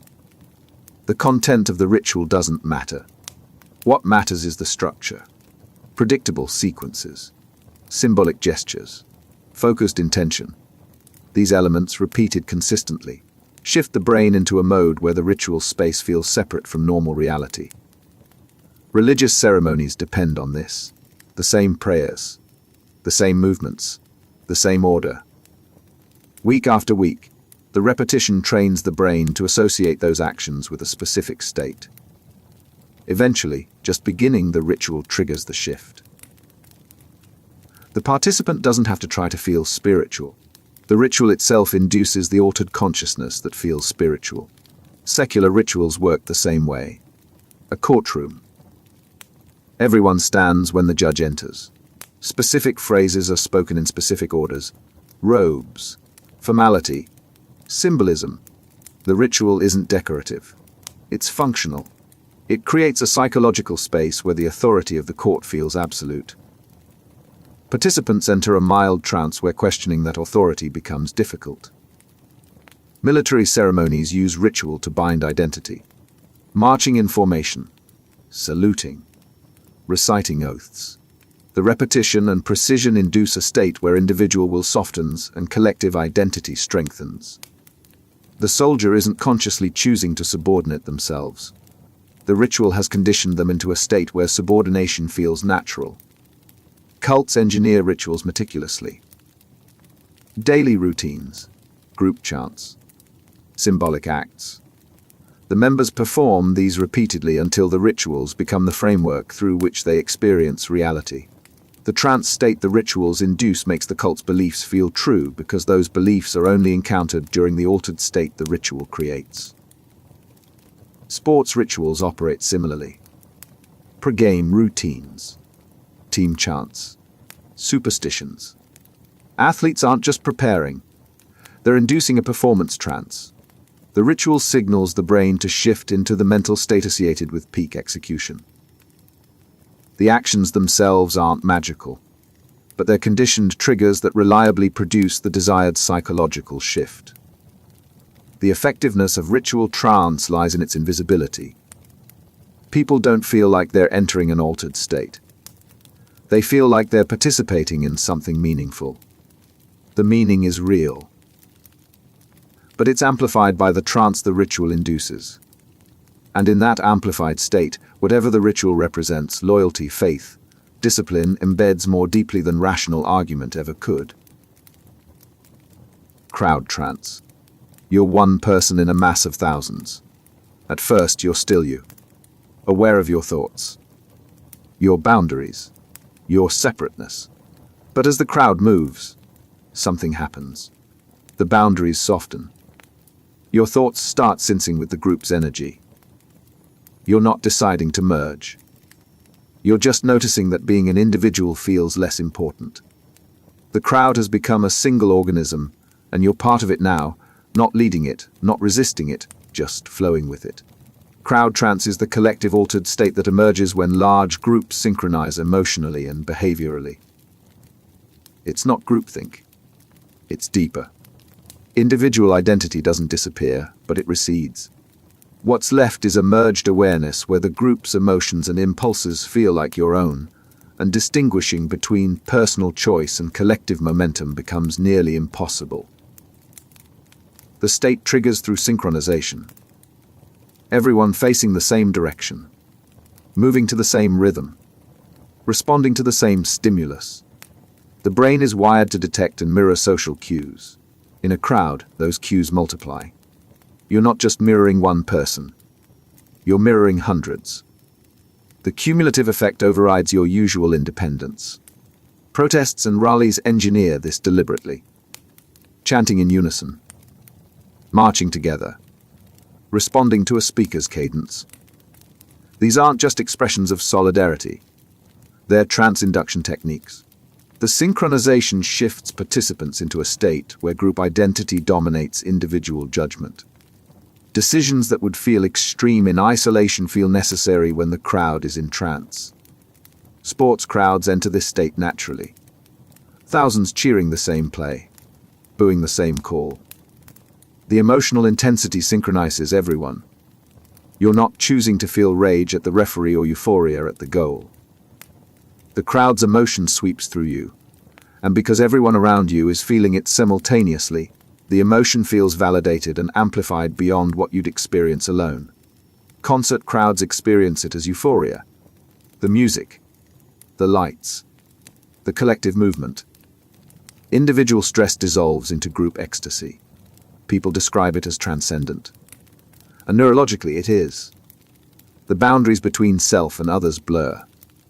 Oxytocin releases. The sense of isolation that normally defines individual existence temporarily vanishes. But the same mechanisms that create unity also create danger. Riots don't start with everyone deciding to be violent. They start with crowd trance. A few people act. The behavior spreads. In the trance state, moral restraints weaken. The crowd's actions feel justified because the crowd itself has become the authority. Individual conscience can't compete with the collective momentum. Manipulators use crowd trance strategically. Gather people. Synchronize them. Introduce a target for collective emotion. Once the trance takes hold, the crowd becomes a tool. It will move in whatever direction the synchronization pulls it, and individuals within it won't recognize they've lost agency until the trance breaks, and they're left wondering why they participated in something they'd normally reject. The trance feels powerful, not coercive. You're not being controlled. You're being united. That framing makes resistance feel like betrayal. And once that feeling sets in, the crowd can be directed anywhere. Meditative absorption. What happens when you stop chasing thoughts? You sit. You breathe. At first, the mind races, plans, worries, memories, but you don't follow them. You just notice. Minutes pass. The thoughts slow. The gap between them widens. Eventually, there's more silence than noise. You're not thinking your way into calm. You're letting thought dissolve until what's left is awareness itself, clear and still. Meditative absorption is the state where sustained attention on a single point, breath, a mantra, a sensation, quiets mental activity to the point where the usual stream of thought stops. What remains is pure consciousness without content. No planning, no narrative, no self-commentary, just presence. The practice is deceptively simple. Focus on your breath. When your mind wanders, return to the breath. Repeat. But the simplicity conceals the profound shift it creates. Each time you redirect attention, you're weakening the habit of constant thought. Over time, the mind learns it doesn't need to generate content continuously. It can just be. This state shares features with hypnotic trance. Narrowed attention. Reduced critical thinking. Heightened suggestibility. But the intent differs. Hypnosis uses the state to introduce external suggestions. Meditation uses it to reduce reactivity to all suggestions, internal or external. The brain reaches a similar place through opposite goals. Long-term meditators report experiences that sound mystical. Ego dissolution, timelessness, unity with existence.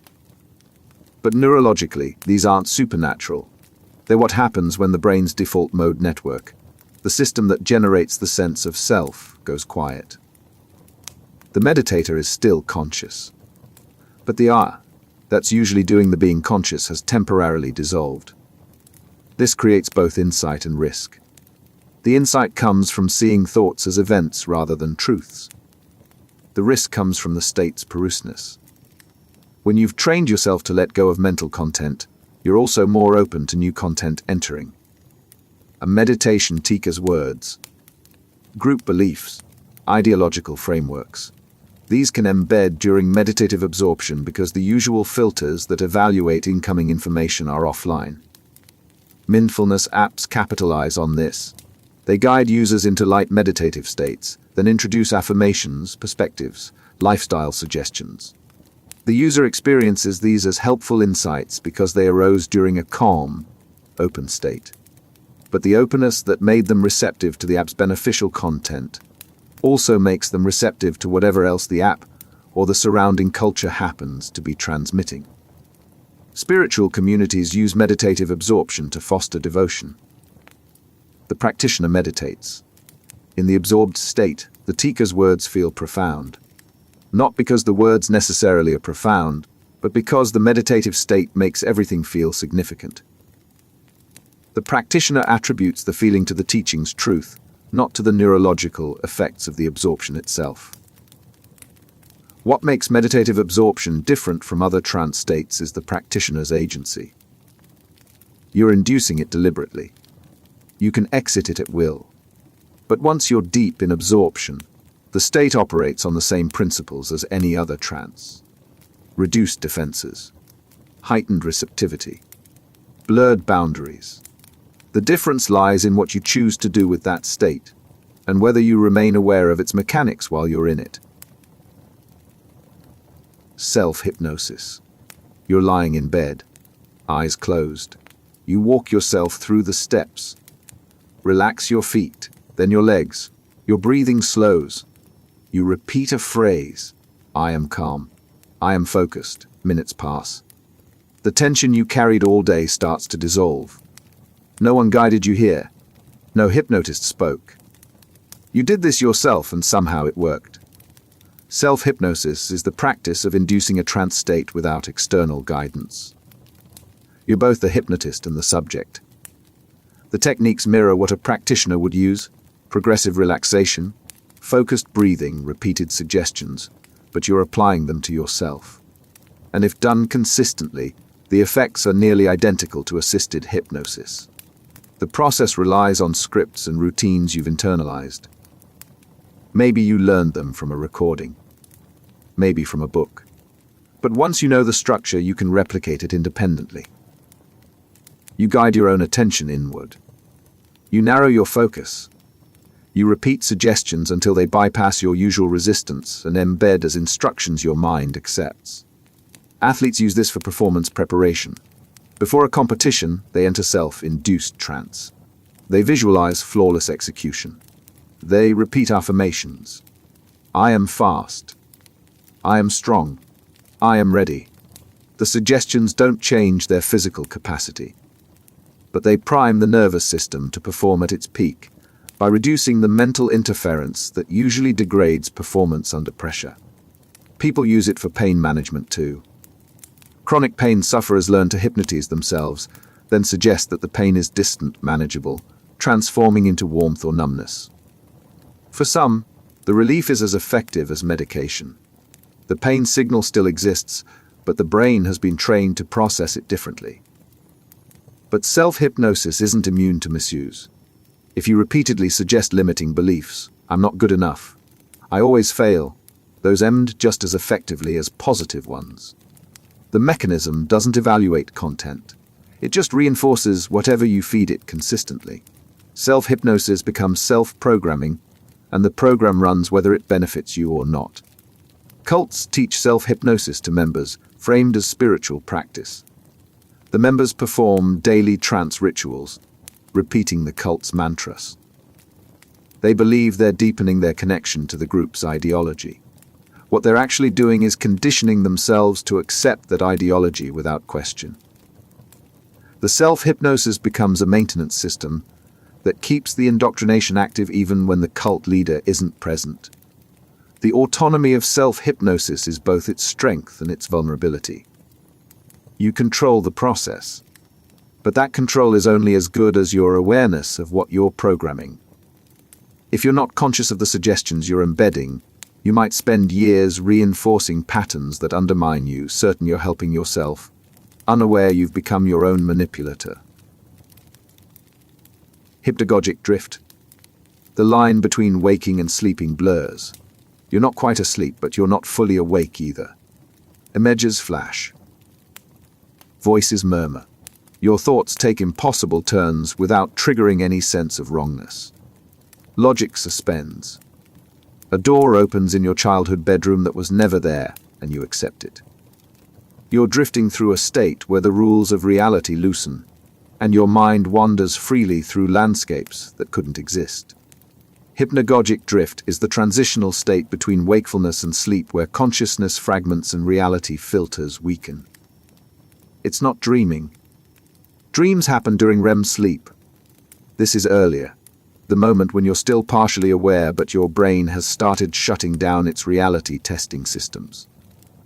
In that gap, strange experiences feel normal. The state produces vivid hallucinations. You might see patterns, faces, entire scenes that aren't there. You might hear your name called. Feel a presence in the room. These aren't signs of psychosis. They're normal features of hypnagogic drift.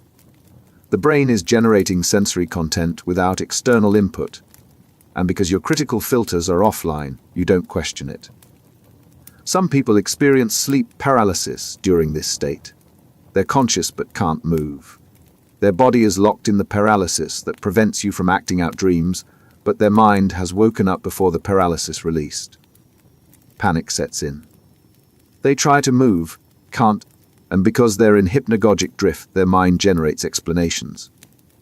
A figure sitting on their chest. A presence in the room. The explanations feel real because the state can't distinguish imagination from perception.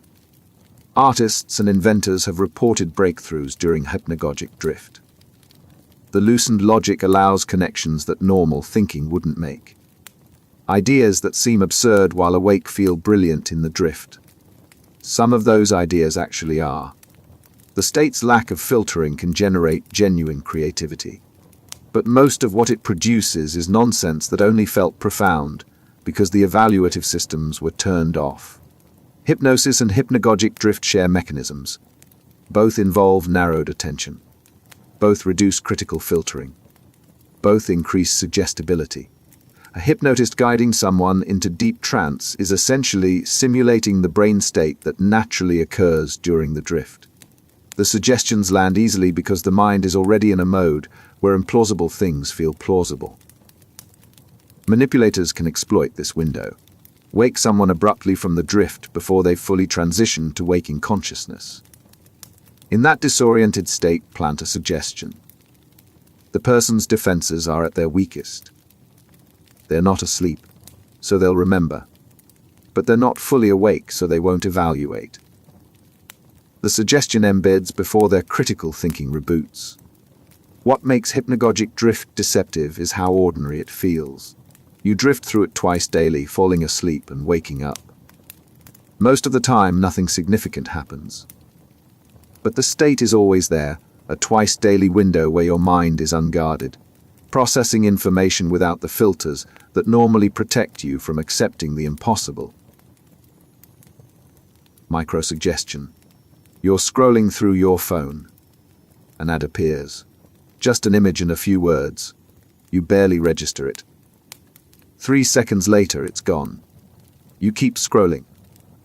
Hours later, you're at the shop, and you reach for the product from the ad. You don't remember seeing it. You just feel like buying it. The suggestion was so brief, so subtle, that it never reached conscious awareness. But it landed anyway. Microsuggestion is influence delivered in doses too small or too brief to trigger conscious evaluation. It's not subliminal messaging in the classic sense. You're not being flashed images below perceptual threshold.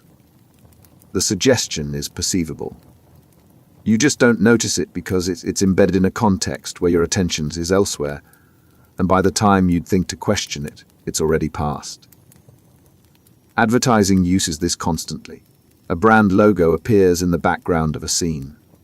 You're focused on the action, so you don't consciously register the logo.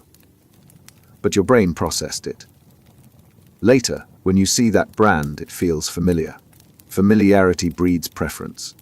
You choose the product, not because you remember the exposure, but because the repeated microsuggestions created an association below conscious awareness. Conversations carry microsuggestions too. Someone uses a phrase repeatedly in your presence. Right? That makes sense. After enough exposures, you start using it. You didn't decide to adopt it. It just embedded through repetition. The suggestion was micro because it came wrapped in casual conversation where your evaluative systems weren't active. Hypnotic inductions layer microsuggestions deliberately. The hypnotist doesn't just say, "You're getting sleepy." They embed it in longer sentences. As you sit there, noticing your breathing, you might find yourself feeling more and more relaxed. The suggestion, "You're relaxed," is buried. It bypasses resistance because it wasn't presented as a command. It was offered as an observation, and observations don't trigger the same defensive response as direct instructions. Social media platforms engineer environments for microsuggestion. The feed moves fast. Each post gets seconds of attention, but those seconds accumulate. Hundreds of microsuggestions daily. Lifestyle images, value statements, political framings. None stay long enough to be consciously evaluated, but together they shape preferences, beliefs, and behaviors. The user experiences the shift as personal evolution. They don't realize they've been subtly conditioned. The power of microsuggestion lies in its stealth. Large, obvious attempts at influence trigger resistance. Don't tell me what to think. But microsuggestions don't feel like influence. They're too small, too brief, too embedded in the flow of normal experience. They accumulate below the threshold of conscious resistance, and by the time their cumulative effect becomes noticeable, the beliefs they installed feel native, not implanted. Expectation-driven suggestion. Why does a placebo work? You're given a sugar pill. You're told it's medicine. The pain fades. The nausea lifts. Nothing in the pill caused the change.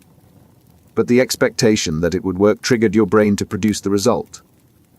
The suggestion wasn't in the pill. It was in what you believed the pill would do. And that belief shaped reality. Expectation-driven suggestion is influence that operates through anticipated outcomes rather than direct commands. You're not told to feel better. You're told something will make you feel better. The expectation primes your brain to generate the predicted result. And because the expectation came from an external source, it bypasses the skepticism you'd apply to your own wishful thinking. Hypnosis runs almost entirely on this mechanism. The hypnotist doesn't make things happen. They create expectations that things will happen. Your arm is getting lighter. If you expect it to feel lighter, your brain adjusts your perception of the arm's weight.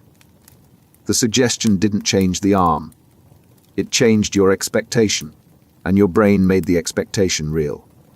This shows up in performance contexts constantly. An athlete is told they're taking a performance-enhancing supplement. It's actually inert, but their performance improves anyway. The expectation that they'd perform better triggered physiological changes. Adrenaline increased. Focus sharpened. Not because the supplement worked, but because the belief that it would work activated the body's own enhancement systems. Medical procedures exploit this knowingly. A doctor injects saline but tells the patient it's a powerful painkiller. The patient's pain reduces. The expectation of relief triggered endorphin release. The doctor didn't lie about the outcome. They lied about the mechanism. And because the patient's expectation was strong enough, the mechanism didn't matter. Relationships operate on expectation-driven suggestion too. You're told someone is warm and friendly. When you meet them, you perceive warmth. Not because they're especially warm, but because your expectation primed you to interpret ambiguous behaviors as friendly. The suggestion shaped your perception, and your perception shaped the interaction. Cults use expectation-driven suggestion to validate their claims. Members are told that a ritual will produce spiritual experiences. The expectation primes them to interpret any unusual sensation as spiritual. Tingling, emotional release, lightheadedness. These could have mundane causes. But because the expectation framed them as spiritual, that's how they're experienced. The suggestion created the lens through which the experience was interpreted. What makes this form of suggestion so effective is that it doesn't feel like manipulation. The outcome was real. You actually felt better. You actually performed better. The experience validated the suggestion, so you trust the source more. But the source didn't deliver what they claimed. They just activated a mechanism you already possessed. The suggestion was a trigger, not a cause. And once you believe the trigger is necessary, you've handed someone else control over a capacity that was always yours. Role enactment in hypnosis. The hypnotist tells you you're a famous singer. Suddenly you're performing. Confidence surges, your voice projects, your movements shift. You're not pretending. You've stepped into the role so completely that it feels like truth. When the session ends, you're back to yourself, but while you were in trance, you genuinely inhabited someone else. The role wasn't an act. It was a temporary reality. Role enactment in hypnosis is the phenomenon where hypnotic suggestions allow people to adopt identities, behaviors, and abilities they don't normally access. It's not about gaining new skills. It's about removing the inhibitions and self-concepts that usually prevent you from expressing capacities you already have. The hypnotist doesn't give you confidence. They suspend the belief that you lack it. Stage hypnotists use this for entertainment. They suggest the subject is a world-class dancer. The person moves with fluidity they'd never display in normal consciousness. Not because hypnosis taught them to dance, but because the suggestion removed their self-consciousness. The skill was always there, buried under inhibition. The trance freed it. Therapeutic hypnosis uses role enactment to help people access healthier versions of themselves. A socially anxious person is guided to imagine themselves as confident and comfortable. In trance, they embody that version. They speak without hesitation. They make eye contact. The therapist reinforces this state, helping them anchor it so they can access it outside of hypnosis. The confident self isn't fake. It's a real part of them that anxiety normally suppresses. But role enactment also creates vulnerability. If a hypnotist suggests you're obedient, you might enact obedience so thoroughly that you follow instructions you'd normally refuse. The role overrides your usual judgment because, in that moment, you're not operating from your baseline identity. You're operating from the suggested one. Method actors use techniques similar to hypnotic role enactment. They don't just play a character, they become them. The process involves deep immersion, repeated visualization, emotional conditioning. It's self-directed hypnotic role adoption. And like hypnosis, it works because the actor suspends their usual identity and allows the character's patterns to occupy that space. Cults use role enactment to reshape identity. New members are given roles. Devoted follower. Truth seeker. Chosen one. The roles are reinforced through ritual and repetition. Over time, the person stops enacting the role and starts being it. The original identity recedes. What's left is someone who genuinely believes they are what the cult told them to be. What makes role enactment powerful is how complete the transformation can feel. You're not pretending. You're not lying. In that moment, you are the role. And because it feels authentic, questioning it seems absurd. The shift happens so smoothly that you don't notice yourself changing. You just notice that you're different, and by the time you realize it, the new role has already replaced the old one. Trance Logic. The hypnotist tells you there's a cat on your lap. You look down. You see it. You feel its weight. Then they tell you to stand up. You do. The cat doesn't fall. It stays on your lap even though you're standing. This violates basic physics. But it doesn't bother you. In trance, contradictions don't trigger confusion. They coexist peacefully, and your mind accepts both realities without needing them to reconcile. Trance logic is the suspension of rational contradiction detection that occurs in hypnotic and dream states. Normally, if two things can't both be true, your brain flags the inconsistency. But in trance, that flagging system goes offline. Impossible things happen, and you incorporate them into your experience without questioning their impossibility. Dreams run on trance logic constantly. You're in your childhood home, but it's also your current apartment. Your friend is there, but they're also a stranger. These contradictions don't wake you up or break the dream. They're just accepted as features of the dream reality. The logic that would normally force reconciliation isn't operating. Hypnotic suggestions exploit this. A hypnotist can create scenarios that logically conflict, and the subject experiences both without distress. You're told you can't see a chair that's directly in front of you. You walk around it to avoid bumping into it. You can see it enough to navigate, but you genuinely believe you can't see it. The contradiction doesn't register. This has practical applications. In therapy, a hypnotist patient might be told they can observe a traumatic memory from outside their body while simultaneously experiencing it. Logically, you can't be both inside and outside an experience. But in trance, you can. The trance logic allows the contradiction, and that allows the patient to process the trauma with less emotional overwhelm. But trance logic also makes people vulnerable to absurd beliefs. If contradictions don't trigger evaluation, you can hold incompatible ideas without noticing. A cult member might believe the leader is both infallible and repeatedly wrong. Trance logic allows both to coexist. The contradiction that would normally force reevaluation is bypassed. Political and ideological groups sustain contradictory beliefs through induced states that mimic trance logic. Emotional arousal, repetitive messaging, group reinforcement. These create a psychological environment where conflicting ideas don't collide. They sit side by side, both accepted, and the cognitive dissonance that would normally force resolution never activates. What makes trance logic insidious is how natural it feels. You're not aware that your contradiction detection is offline. The impossible just stops feeling impossible.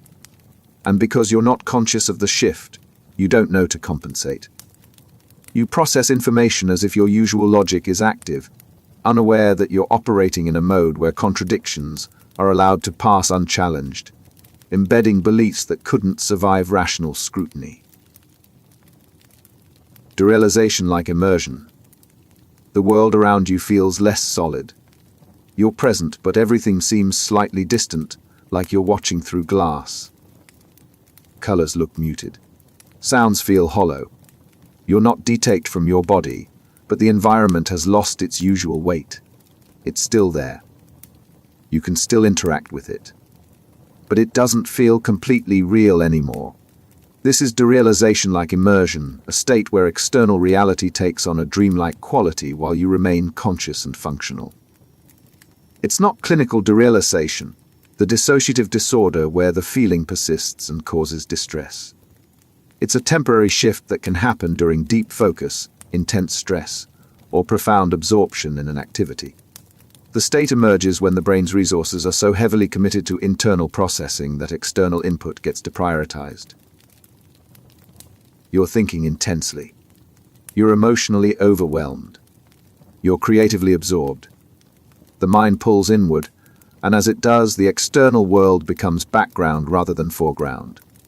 You're still perceiving it, but the perception lacks the usual vividness that makes things feel tangibly real. Meditation can trigger this. Long periods of internal focus weaken the sense that the external world is primary. Meditators report that after extended practice, the room they're in feels less substantial. Not invisible, just less relevant. The shift isn't disturbing, it's calming. The world's demands recede, and what's left is a quieter relationship with surroundings that no longer press with their usual urgency. Virtual reality induces a version of this deliberately. You put on the headset. The real room disappears. The virtual environment becomes primary. When you remove the headset, the real world feels strange for a moment. Flatter. Less engaging.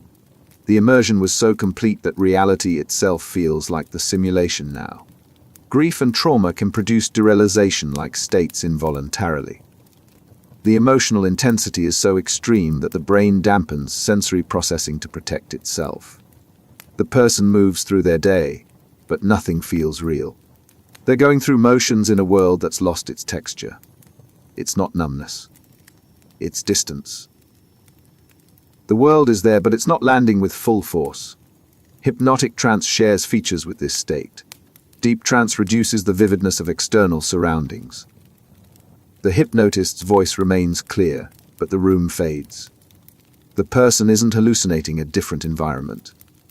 They're just experiencing the actual environment as less real, which makes the hypnotist's suggestions feel more real by comparison. Manipulators can exploit derealization-like immersion.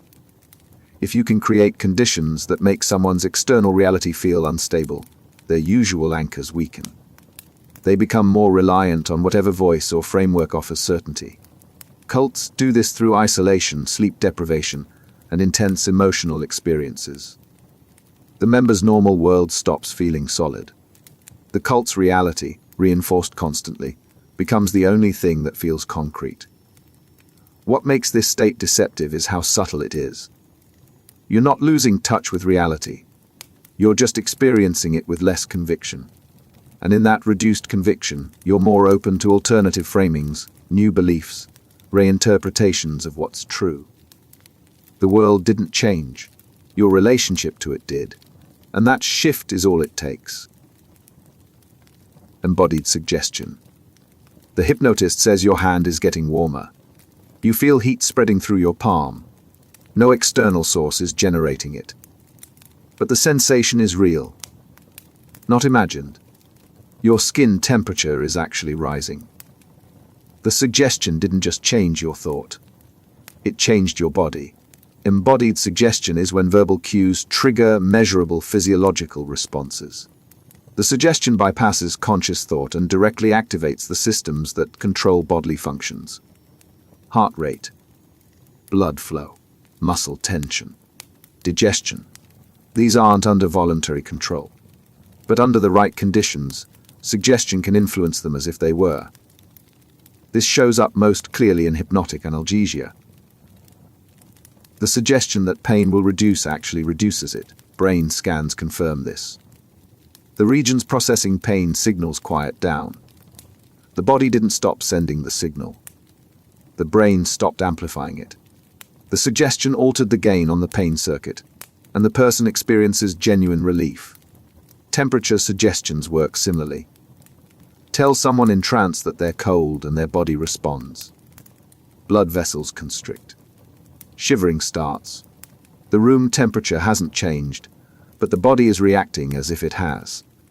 The suggestion created an expectation, and the expectation triggered the physiological system responsible for temperature regulation. Athletes use embodied suggestion for performance. Before competition, they repeat phrases. My muscles are strong. My breathing is calm. These aren't just mental affirmations. When delivered with conviction, they influence muscle readiness, oxygen efficiency, stress hormone levels. The body hears the suggestion and adjusts accordingly. But embodied suggestion also makes people vulnerable. If someone can trigger physical responses through words alone, they can create sensations that validate false claims. A spiritual leader tells followers they're receiving divine energy. The followers feel tingling, warmth, lightness. These sensations are real, but they're not divine. They're embodied responses to suggestion. The experience validates the leader's authority, even though the leader didn't deliver anything supernatural. Placebo responses are entirely embodied suggestion. The pill contains nothing active, but the belief that it will work triggers the body to produce the predicted outcome. Pain decreases. Nausea fades. Energy increases. Not because of the pill, but because the suggestion that the pill would help activated the body's own healing and regulatory systems. What makes embodied suggestion powerful is its tangibility. You can dismiss a thought as imagination, but you can't dismiss a physical sensation. If your hand feels warm, it feels warm. The sensation validates the suggestion, and the validation makes you trust the source more. You're not aware that your body generated the response. You attribute it to external influence, and that attribution hands control to whoever delivered the suggestion. Attention capture susceptibility. Why do some people get pulled into things effortlessly while others stay detaked? You show two people the same compelling video. One person watches, evaluates, moves on. The other gets absorbed completely. Time disappears. The video isn't more interesting to them. Their brain just surrenders attention more readily. They're built to be captured. Attention capture susceptibility is the trait that determines how easily external stimuli can lock your focus and hold it without your conscious consent. It's not about discipline or willpower. It's about how your brain's attentional systems respond to engagement cues. High susceptibility means your attention gets pulled and held easily. Low susceptibility means you maintain control even when content is designed to grab you. This shows up in daily behavior constantly. High susceptibility people lose hours to social media without meaning to. They intended to check one thing. The feed captured them. Low susceptibility people scroll briefly and exit. The same content. Different attentional wiring. The trait correlates strongly with hypnotic susceptibility. Hypnotic induction is essentially structured attention capture. The hypnotist presents a focal point. If your attention locks easily, you enter trance. If it doesn't, you stay observing. The hypnotist's skill matters, but the subject's susceptibility matters more. It also predicts vulnerability to immersive media, video games, streaming services, virtual reality. These platforms are engineered for attention capture. They layer engagement cues, novelty, reward, narrative tension. For high susceptibility individuals, these cues work overwhelmingly well. The platform doesn't just entertain. It captures. Hours vanish. Not because the person lacks self-control, but because their attentional system is wired to surrender to well-designed engagement. Advertising targets high susceptibility individuals without naming them. Fast cuts. Bright colors. Emotional hooks. It doesn't need to convince everyone. It just needs to capture those whose attention locks easily. Once captured, suggestion's imbibed because the person isn't evaluating. They're experiencing. Cults screen for this trait, often without realizing it. They present intense, engaging content. People with low susceptibility walk away unaffected. People with high susceptibility get pulled in. The cult doesn't convert everyone. It converts those whose attention it can capture and hold long enough for beliefs to embed. The trait isn't binary. It's a spectrum, but those at the high end are navigating a world designed to exploit them. Every app, every platform, every immersive experience, all optimists for attention capture. And if you're highly susceptible, resisting requires constant effort most people don't know they need to apply. What makes this trait dangerous is its invisibility. If you're high in susceptibility, you don't feel like you're being captured. You feel like you're choosing to engage. The distinction between voluntary attention and captured attention collapses. By the time you realize you've been held longer than you intended, the capture has already shaped your choices, your beliefs, your time. Imaginal vividness. Picture an apple. Some people see a clear, detailed image. The color, the shine, the stem. Others see nothing. Just the concept of an apple, no visual at all. The difference isn't imagination. It's how vividly mental images form. For some, the mind's eye is sharp. For others, it's nearly blind. Imaginal vividness is the clarity and detail with which you can generate mental imagery. High vividness means your imagined scenes rival actual perception. Low vividness means mental imagery is abstract or absent. The trait is stable. You can't train yourself from low to high vividness. You're working with the system you have. This trait predicts hypnotic response powerfully. Hypnotic suggestions rely on imagination. Picture yourself descending a staircase. If you can visualize vividly, the suggestion creates a compelling experience. If you can't, the suggestion lands as words without sensory weight. The hypnotist delivers the same instruction. The outcome depends entirely on the subject's imaginal capacity. Therapy uses guided imagery, but it only works for people with sufficient vividness. A therapist guides a client to imagine a safe place. For high vividness clients, the place feels real. Heart rate slows. Stress decreases. For low vividness clients, nothing happens. They're trying, but their brain doesn't generate the sensory detail needed to trigger the physiological response. The trait also affects memory. High vividness individuals often have richer episodic memories. They don't just recall events, they relive them. The mental replay is vivid enough to re-trigger emotions. Low vividness individuals remember facts about events without re-experiencing them sensory. They know what happened. They just don't see it again. But high vividness creates vulnerability. If your mental imagery is vivid, suggestions that involve visualization embed more easily. Advertisers know this. They don't show you the product. They make you imagine using it. For high vividness individuals, that imagined use feels like a preview of real experience. The association forms strongly. For low vividness individuals, the same generates no sensory engagement. Fantasy-prone individuals score extremely high in vividness. Their imagined scenarios aren't just clear, they're immersive. The line between imagining and experiencing blurs. This fuels creativity but also makes them susceptible to false memories. If an imagined event is vivid enough, the brain can file it as a real memory. The person isn't lying when they recall it.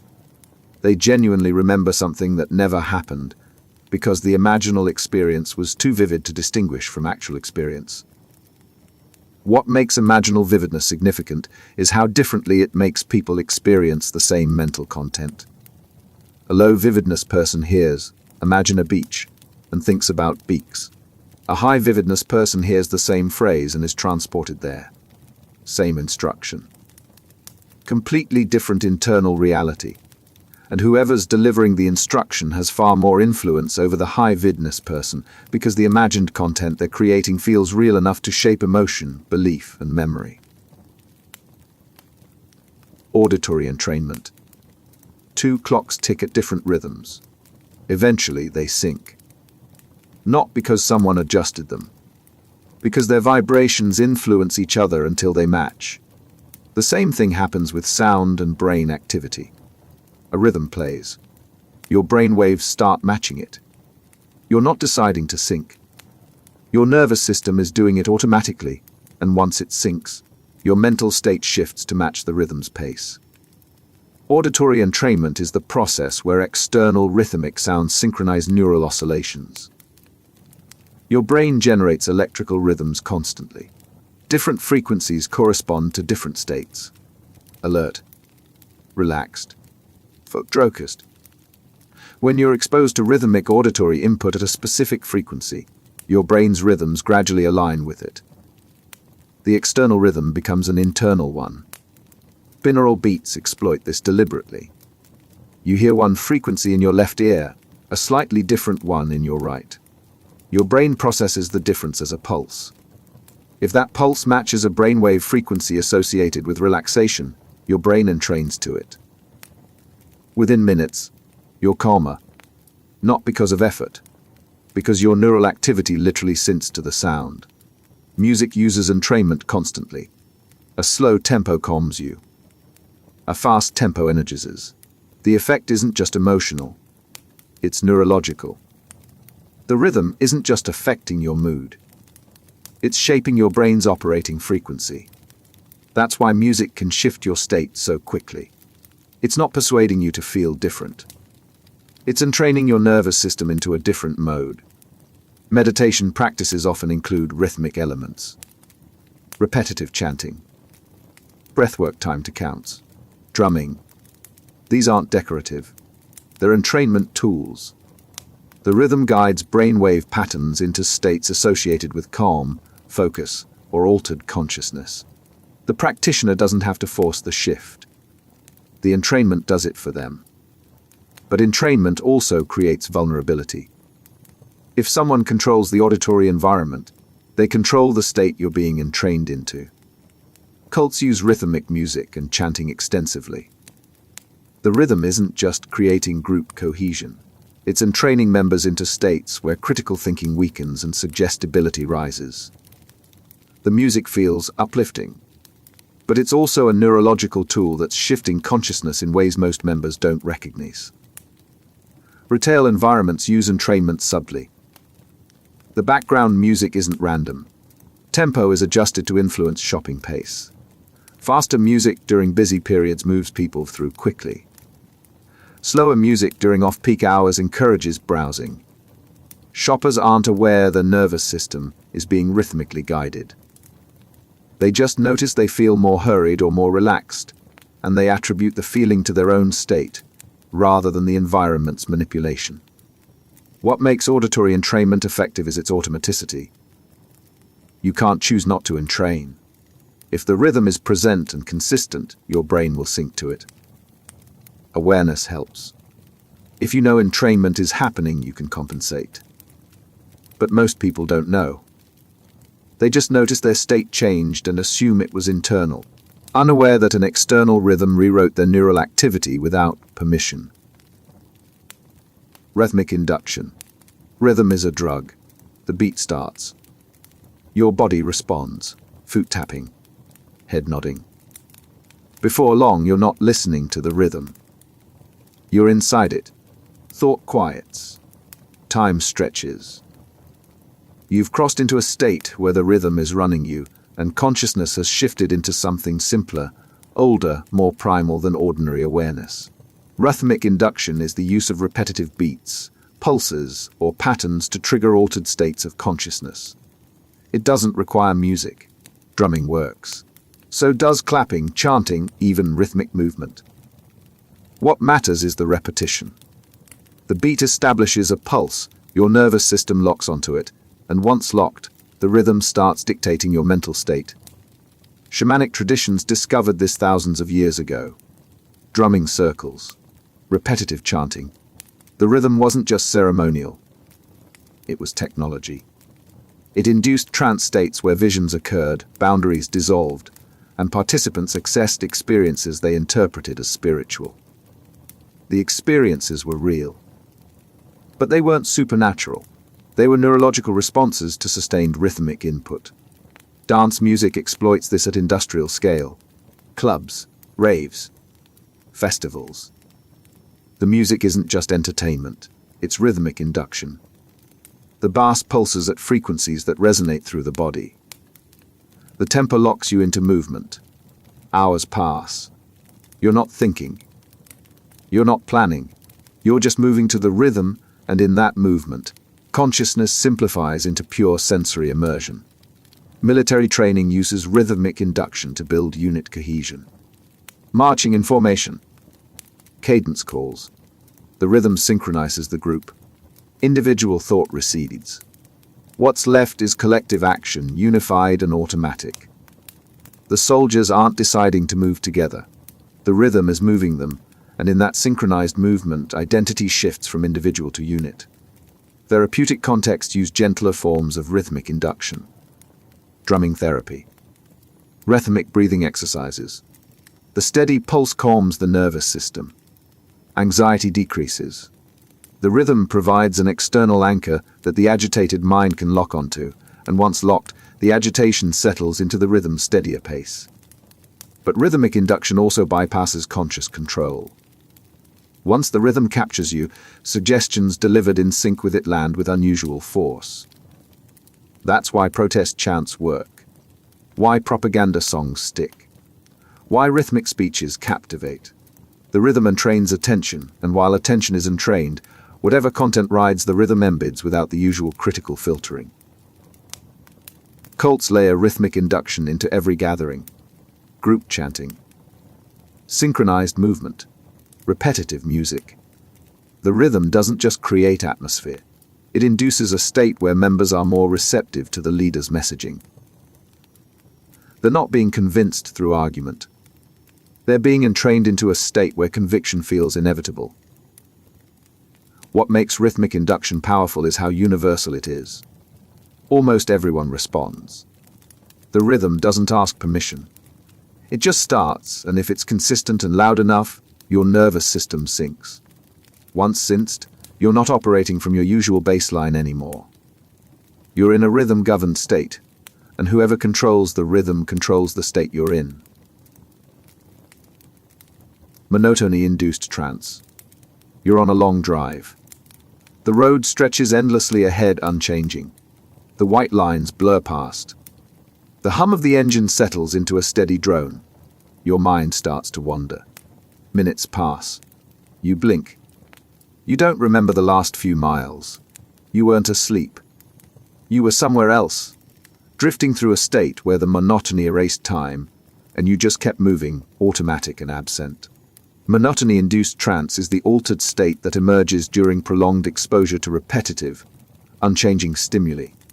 The brain needs novelty to stay alert. When nothing changes, attention drifts. Consciousness doesn't disappear. It just shifts into a lighter, more passive mode where critical thinking weakens and suggestibility rises. Highway hypnosis is the classic example. Long stretches of empty road. No variation.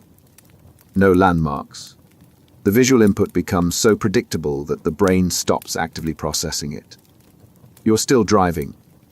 Your reflexes still work, but conscious awareness has checked out. The monotony induced a trance, and in that trance you functioned on autopilot.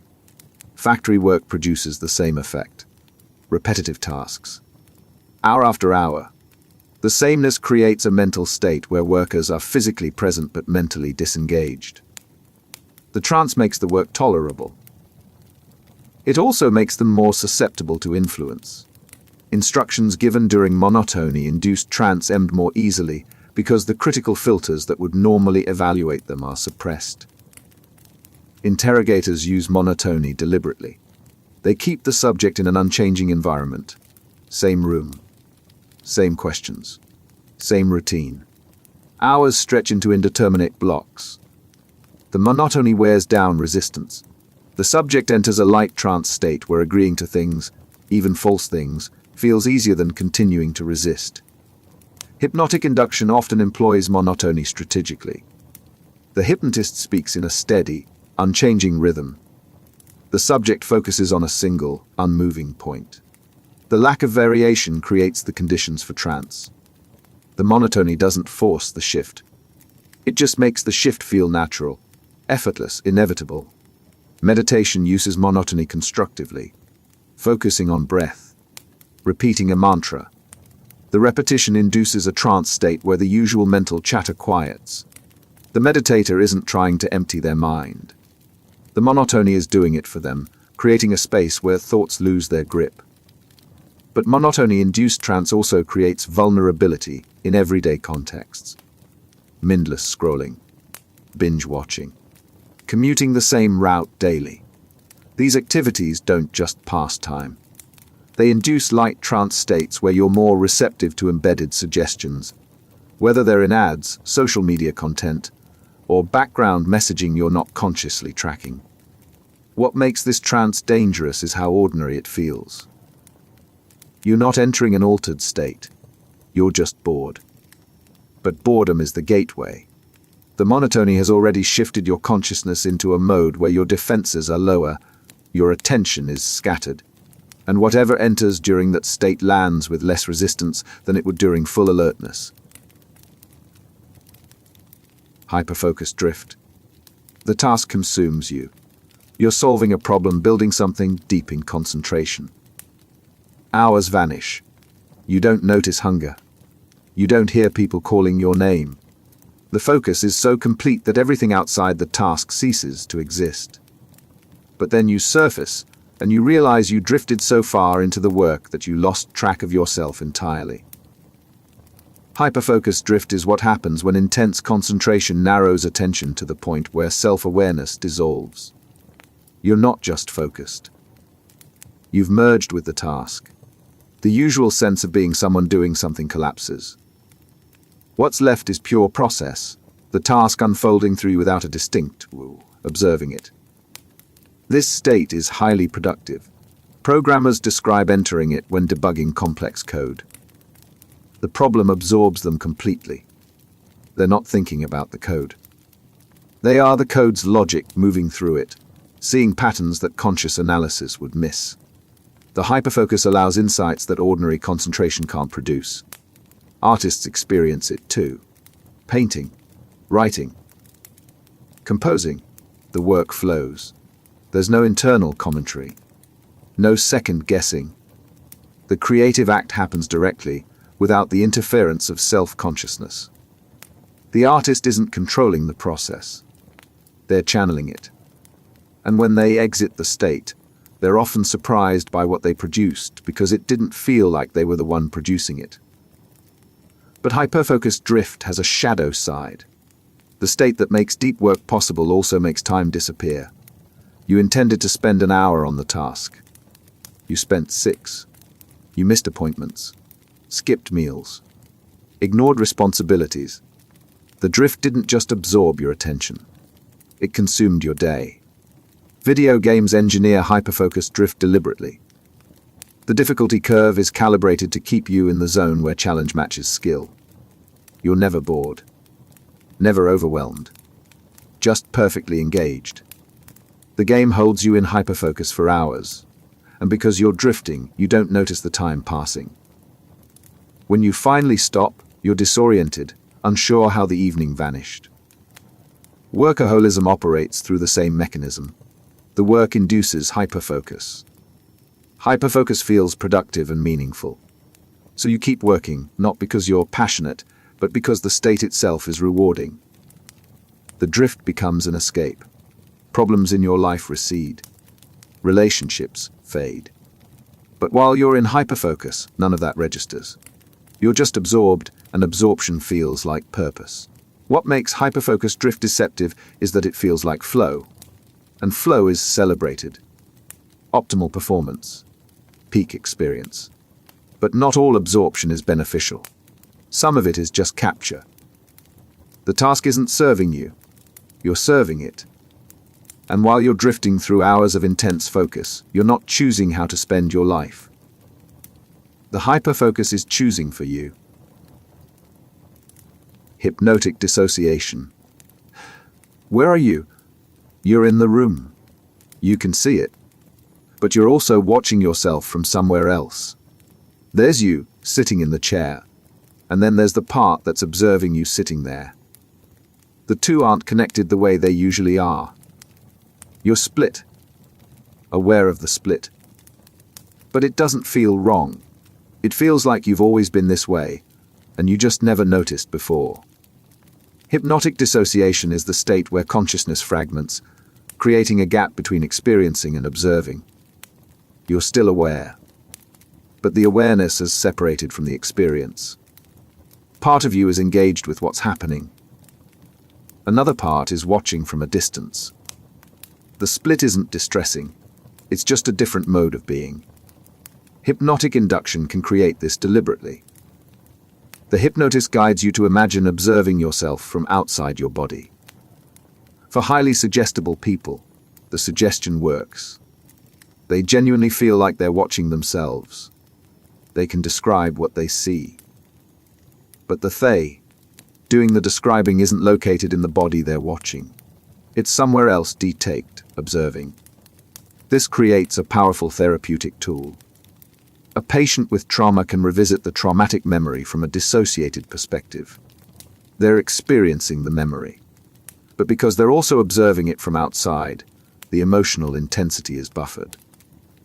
They can process what happened without being overwhelmed by it. The dissociation provides distance, and distance makes healing possible. But the same mechanism makes people vulnerable. If you're dissociated, The part of you that's experiencing isn't connected to the part that evaluates. Suggestions can land in the experiencing self without the observing self intervening. You watch yourself agree to things, do things, believe things. But because you're split, you don't stop it. The observation and the action are separated, and the separation disables the usual checks. Trauma survivors often experience involuntary hypnotic dissociation. The present moment becomes too overwhelming, so consciousness splits. They're there going through the motions, but the observing part has floated away. They see themselves from outside, a protective mechanism that creates distance from unbearable reality. But once the pattern establishes, it can activate in non-threatening situations too, leaving them split even when safety would allow integration. Cults can induce dissociation through intensity and overwhelm. Emotional bombardment. Information overload. The member's mind fragments as a protective response. And in that fragmented state, the cult's programming targets the experiencing self while the observing self watches passively. The person later remembers agreeing, participating, complying. But they don't remember choosing, because the choice happened in a dissociated state where the choosing self wasn't connected to the acting self. What makes hypnotic dissociation unsettling is how cleanly it severs action from agency. You're doing things, but you're also watching yourself do them. The watching feels real. The doing feels real. But the connection between them, the part where you're the one choosing to do what you're doing, has dissolved. And without that connection, control becomes an illusion you observe rather than exercise. Reduced critical monitoring. You hear a claim that's obviously questionable. Normally you'd pause. You'd evaluate. Does this make sense? Is there evidence? But right now, you don't. The claim lands, you accept it, and you move on. Not because you've become gullible, because the system that normally flags dubious information has gone quiet. You're still processing. You're just not checking. Reduced critical monitoring is the state where the brain's fact-checking and logic evaluation systems operate at lowered capacity. You're conscious. You're thinking. But the filter that usually separates plausible from implausible, true from false, has weakened. Claims pass through without triggering the scrutiny they'd normally receive. Sleep deprivation causes this reliably.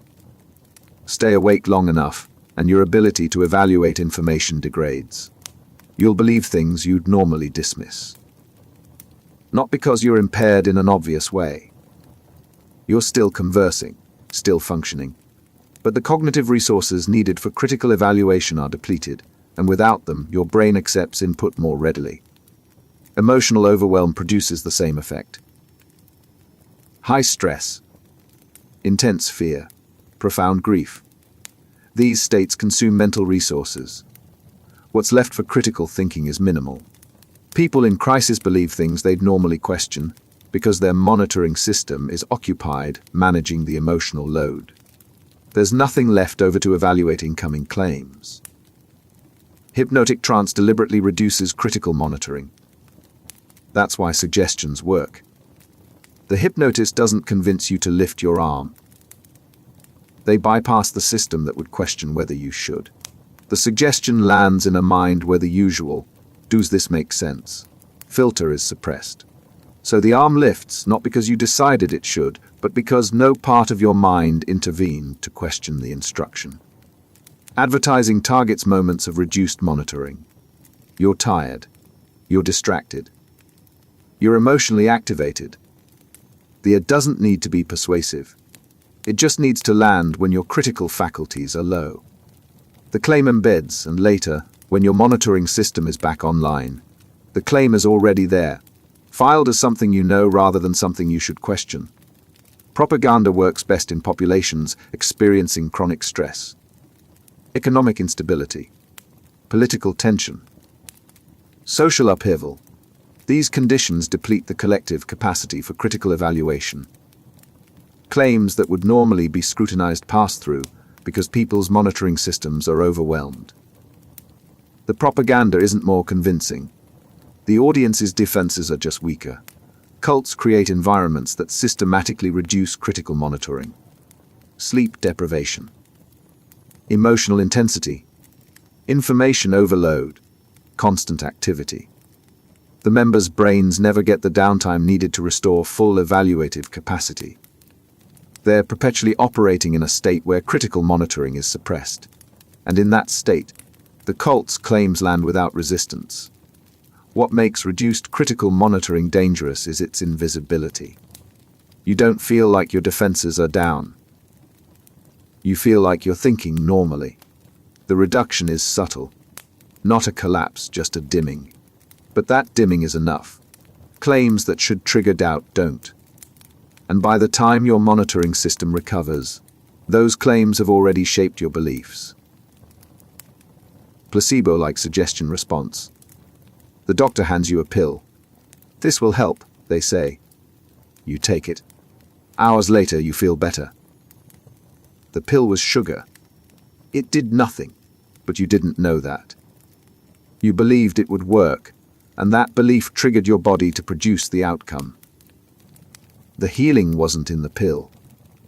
It was in the suggestion that the pill would heal. And somehow that was enough. Placebo-like suggestion response is the phenomenon where belief in an outcome generates that outcome through physiological changes. It's not imagination. The improvements are measurable. Pain decreases. Symptoms fade. Performance enhances. Not because of an external intervention, but because the suggestion activated internal systems capable of producing the predicted result. Medical research encounters this constantly. Clinical trials use placebos to control for it. A percentage of people given fake treatments improve anyway. Not because they're faking improvement, because their expectation that they'd improve triggered genuine physiological responses. The brain released endorphins. The immune system activated. The body delivered what the mind expected. Athletic performance responds to placebo-like suggestion powerfully. Athletes told they're taking a performance enhancer perform better, even when the substance is inert. The belief that they have an advantage activates systems that create the advantage. Adrenaline increases. Focus sharpens. The expected boost becomes real because the body responded to the expectation. Hypnotic suggestions work through the same mechanism. The hypnotist suggests your arm feels light.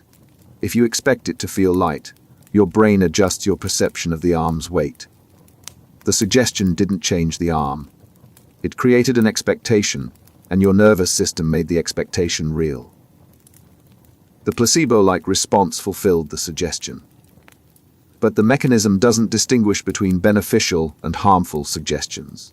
If you expect something negative, your body can produce that too. Tell someone a harmless substance will make them nauseous, and some will genuinely feel nauseated. The nocebo effect is placebo in reverse.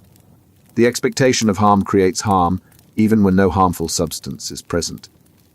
Manipulators exploit this. Create an expectation of transformation, spiritual awakening, healing, and some people will experience it. Not because the manipulator delivered anything real, but because the expectation triggered the person's own systems to generate the experience. The person attributes the outcome to the manipulator's power. In reality, the manipulator just activated a response the person already possessed. What makes placebo-like suggestion response powerful is its genuine effect. You can't dismiss the improvement as imaginary. It happened. Measurable changes occurred. But the source wasn't external. It was internal. The suggestion didn't create the capacity.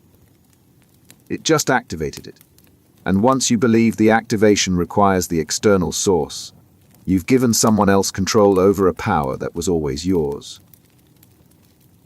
Absorptive daydreaming. You're supposed to be working, but your mind wanders. A scenario builds. Detailed. Vivid. You're not idly drifting. You're constructing an entire scene. Characters. Dialogue. Outcomes. Minutes pass. You're not here anymore. You're inside the daydream, living it, and the line between imagining it and experiencing it has blurred so completely that coming back to the present feels like waking from sleep. Absorptive daydreaming is when daydreaming becomes immersive enough to rival external reality in vividness and engagement. It's not passive mind-wandering. It's active construction of detailed internal experiences that capture attention so thoroughly that the external world fades. The person isn't choosing to ignore their surroundings. The daydream has absorbed them. This trait shows up early. Some children spend hours in elaborate fantasy play. They're not just pretending. They're inhabiting imagined worlds with the same intensity others bring to the real one. The play isn't a game.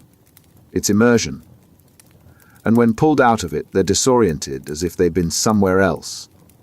Adults with high absorptive daydreaming capacity continue this pattern. They're in a meeting. Their mind drifts into a scenario. The scenario becomes so engaging that they lose track of the actual conversation.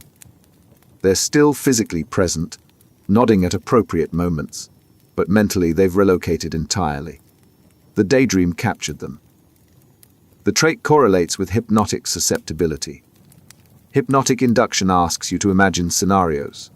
If your daydreaming is already highly absorptive, the scenarios the hypnotist describes feel real immediately. You're not trying to make them real. Your default mode is immersive imagination. The hypnotist just directs it. Creativity thrives on absorptive daydreaming. Writers who generate vivid scenes. Designers who visualize products in detail before building them. The capacity to construct and inhabit imagined realities is the engine of creative work. But the same capacity makes the person vulnerable to constructed realities that aren't their own. Cults attract absorptive daydreamers. The cult's vision of a transformed world isn't just an idea. It's a scenario the person can inhabit. And because their daydreaming is absorptive, inhabiting it feels like experiencing it. The imagined future becomes more vivid than the present reality. The person isn't deluded. They're just operating from a cognitive style where imagination and experience blur naturally. Advertising targets this too. Commercials don't show you facts. They show you scenarios. You imagine yourself in the scene. For low absorption individuals, it stays abstract. For high absorption daydreamers, the scenario feels real. They're not watching the ad. They're inside it. And once inside, the associations form as if the imagined experience actually happened. What makes absorptive daydreaming a vulnerability is how natural it feels. The person isn't escaping reality. They're enriching it with imagination. But when imagination becomes more engaging than reality, the balance tips. They're not choosing what they attend to anymore. The vividness of the daydream is choosing for them, pulling them away from the present into constructed worlds that feel more real than the one they're standing in. Focused breathing induction. Your breath slows. You're counting. 4 counts in. Hold. 4 counts out. The rhythm is simple. Repetitive. At first, you're consciously controlling it. But after a few minutes, something shifts. The breathing is still happening, but you're not doing it anymore. It's doing itself. And as it does, your mind quiets. Thoughts thin. You're not meditating. You're not relaxing deliberately. The breath has taken over, and you've slipped into something else. Focused breathing induction is the use of controlled, rhythmic breathing to trigger altered states of consciousness. The technique is deceptively simple. Regulate your breath to a specific pattern, maintain it consistently, and the nervous system responds. Heart rate adjusts. Brainwave patterns shift. Consciousness transitions from active to receptive. The mechanism operates through the vagus nerve, which connects breathing to the brain's arousal systems. Slow, deep breathing activates parasympathetic responses. The body interprets the breathing pattern as a signal that it's safe to stand down. Stress hormones decrease. Muscles relax. The mind, following the body's cues, enters a calmer, more suggestible state. Meditation traditions have used this for millennia. Pranayama in yoga. Breath counting in Zen. The practices differ in detail, but the core is identical. Control the breath and consciousness follows. The meditator isn't forcing calm. The breathing pattern is inducing it automatically. Hypnotic induction employs focused breathing as a primary tool. The hypnotist guides the subject to breathe deeply and slowly. Within minutes, the subject's mental state shifts. They're not trying to enter trance. The breathing is doing it for them. The rhythm overrides conscious control and establishes the conditions where suggestions land without resistance. Therapeutic contexts use breathing induction to manage anxiety and pain. A patient in distress is guided to regulate their breath. The regulation doesn't just calm them psychologically. It shifts their neurological state. The focused breathing creates a platform where therapeutic suggestions, reassurance, cognitive reframing embed more effectively because the patient's defenses have softened. But focused breathing also creates vulnerability outside therapeutic settings. If someone guides you into controlled breathing, they're guiding you into a state where your critical faculties weaken. Cults and high-pressure groups use breathing exercises extensively. The exercises are framed as wellness practices, but they're also induction techniques. The members' breathing shifts them into a state where the group's messaging penetrates more deeply. Panic attacks can be managed with focused breathing, but the same technique can induce panic if misapplied. Rapid, shallow breathing triggers hyperventilation. The body's chemistry shifts. Carbon dioxide levels drop. The brain interprets this as a threat, and panic escalates. The breathing pattern that would calm if done slowly becomes a trigger if done quickly. The mechanism is neutral. It responds to the pattern, not the intent. What makes focused breathing induction powerful is its accessibility. You don't need equipment. You don't need training. You just need a pattern and consistency. But that accessibility also means anyone can use it on you. Guide your breathing, and they're guiding your state. And once your state shifts, whatever enters during that shift lands with the force of something experienced in lowered defenses. Socially shared trance. You're alone in the room watching a film. It's engaging, but you're still you. Aware. Observing. Then you watch the same film in a crowded theater. The audience gasps. You gasp. They laugh. You laugh. You're not deciding to mirror them. The collective response is pulling you in. Your individual reaction has merged with the group's, and you're no longer experiencing the film as yourself. You're experiencing it as part of a synchronized emotional wave. Socially shared trance is the altered state that emerges when groups synchronize emotionally and behaviorally, amplifying individual responses into collective experiences. It's not groupthink. It's deeper. The boundaries between individual and group consciousness blur. What you feel stops being just your feeling. It becomes the feeling, shared and magnified by everyone around you. This state arises naturally in any synchronized group activity. Concerts, sporting events, religious services. The synchronization doesn't require coordination. It happens automatically when enough people focus on the same thing and respond to it together. The collective attention creates a field, and once you're in that field, your responses amplify and align with the group's. The mechanism relies on mirror neurons and emotional contagion. You see someone experiencing an emotion. Your brain simulates that emotion. In a group, you're seeing hundreds of people experiencing the same thing simultaneously. The simulation intensifies.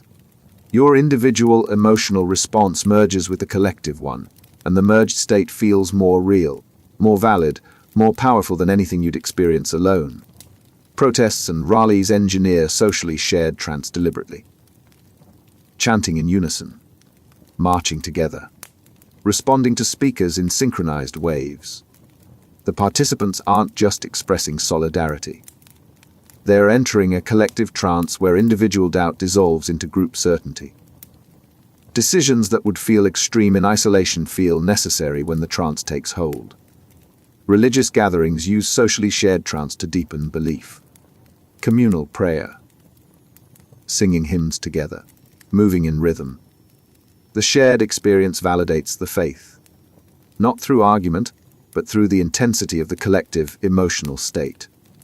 The trance makes the beliefs feel true because everyone around you is feeling the same truth simultaneously. But socially shared trance also makes groups dangerous. Once the trance activates, moral restraints weaken. The group's emotion becomes the authority. Individual conscience can't compete with the collective momentum. That's how riots start, how mobs form, how ordinary people participate in actions they'd reject if they were alone. The trance didn't change their values. It just suspended the mechanisms that would normally enforce those values. Marketing exploits socially shared trance at scale. Product launches, brand events. The audience isn't just learning about the product. They're entering a collective state where enthusiasm amplifies. The trance validates the product's value. Not because the product earned it, but because the shared excitement created a reality where the value feels obvious. What makes socially shared trance powerful is how it validates itself. The intensity of the collective experience feels like proof. If everyone's feeling it, it must be real. But the feeling isn't evidence of truth. It's evidence of synchronization. And synchronization can happen around anything, true or false, beneficial or destructive, as long as the conditions for collective trance are met. Immersive compliance. You're inside a virtual reality game. The instructor says, "Pick up the object on your left." Your hand moves. You reach out. There's nothing there. You know there's nothing there. But you're reaching anyway because the immersion is so complete that your body is responding to the virtual environment as if it's real. You're complying with instructions in a world that doesn't exist, and the compliance feels automatic. Immersive compliance is the phenomenon where deep engagement with a constructed environment or narrative leads to automatic obedience to its rules and suggestions. The immersion bypasses critical evaluation. You're not choosing to comply. You're inside the experience, and inside it, compliance feels like the natural response. Virtual reality demonstrates this starkly. Put on the headset. The virtual world becomes primary. Someone in that world gives you an instruction. You follow it. Not because you've been persuaded, but because the immersion has temporarily overridden the part of you that would evaluate whether the instruction makes sense. You're operating from inside the virtual framework, and inside it, the rules feel absolute. Immersive theater works similarly. The audience isn't just watching. They're inside the performance. Actors give them instructions. Follow me. Don't speak. Pick this up. The audience complies. They're not being coerced. The immersion has shifted them into a state where the instructions feel like part of the experience, and resisting would break the immersion they want to maintain. Video games leverage immersive compliance constantly.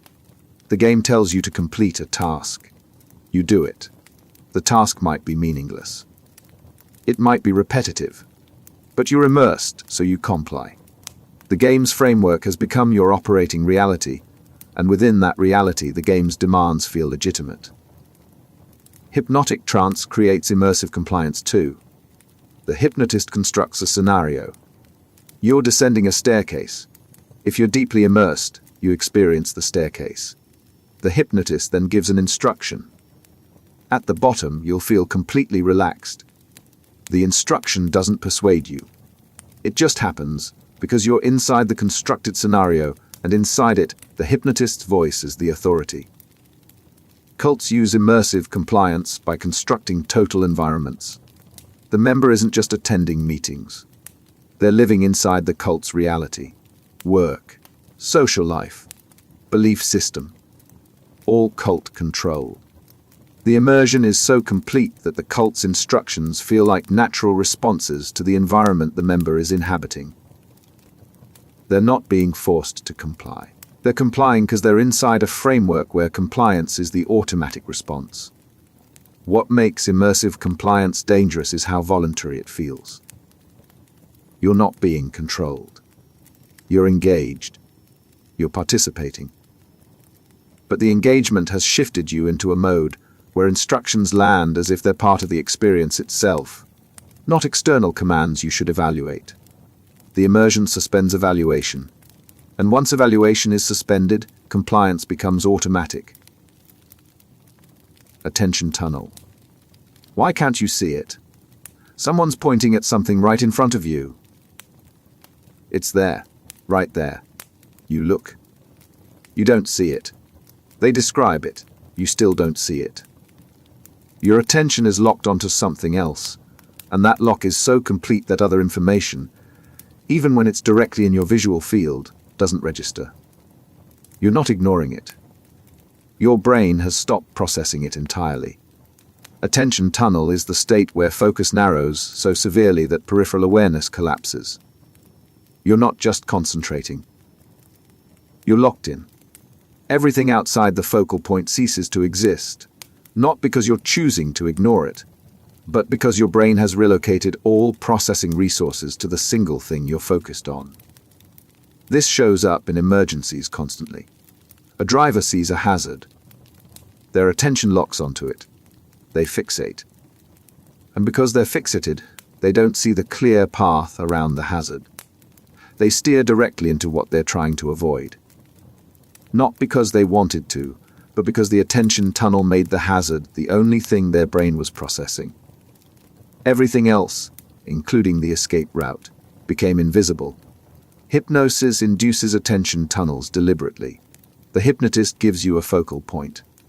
Your attention locks onto it. As it locks, everything else fades. The hypnotist's voice remains clear because it's part of the tunnel. But the room, the sounds, your own body, these drop out of awareness. The tunnel has isolated you inside a narrow stream of input, and because that's the only input you're processing, suggestions delivered within it land without interference.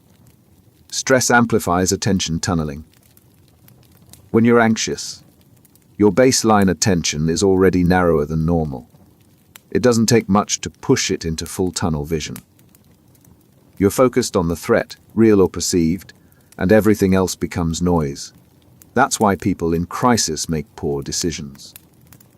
Not because they're panicking, but because their attention has tunneled to the point where they can't see the options that exist outside the narrow focus. Manipulators exploit this by creating urgency, time pressure, scarcity, immediate consequences. These tactics don't just motivate. They tunnel attention. The person fixates on the urgent element, and while they're fixated, everything else, alternative options, warning signs, contradictions, falls outside the tunnel. The decision gets made from inside a narrowed awareness that's missing critical information. Advertising uses attention tunnels strategically. Flash sales.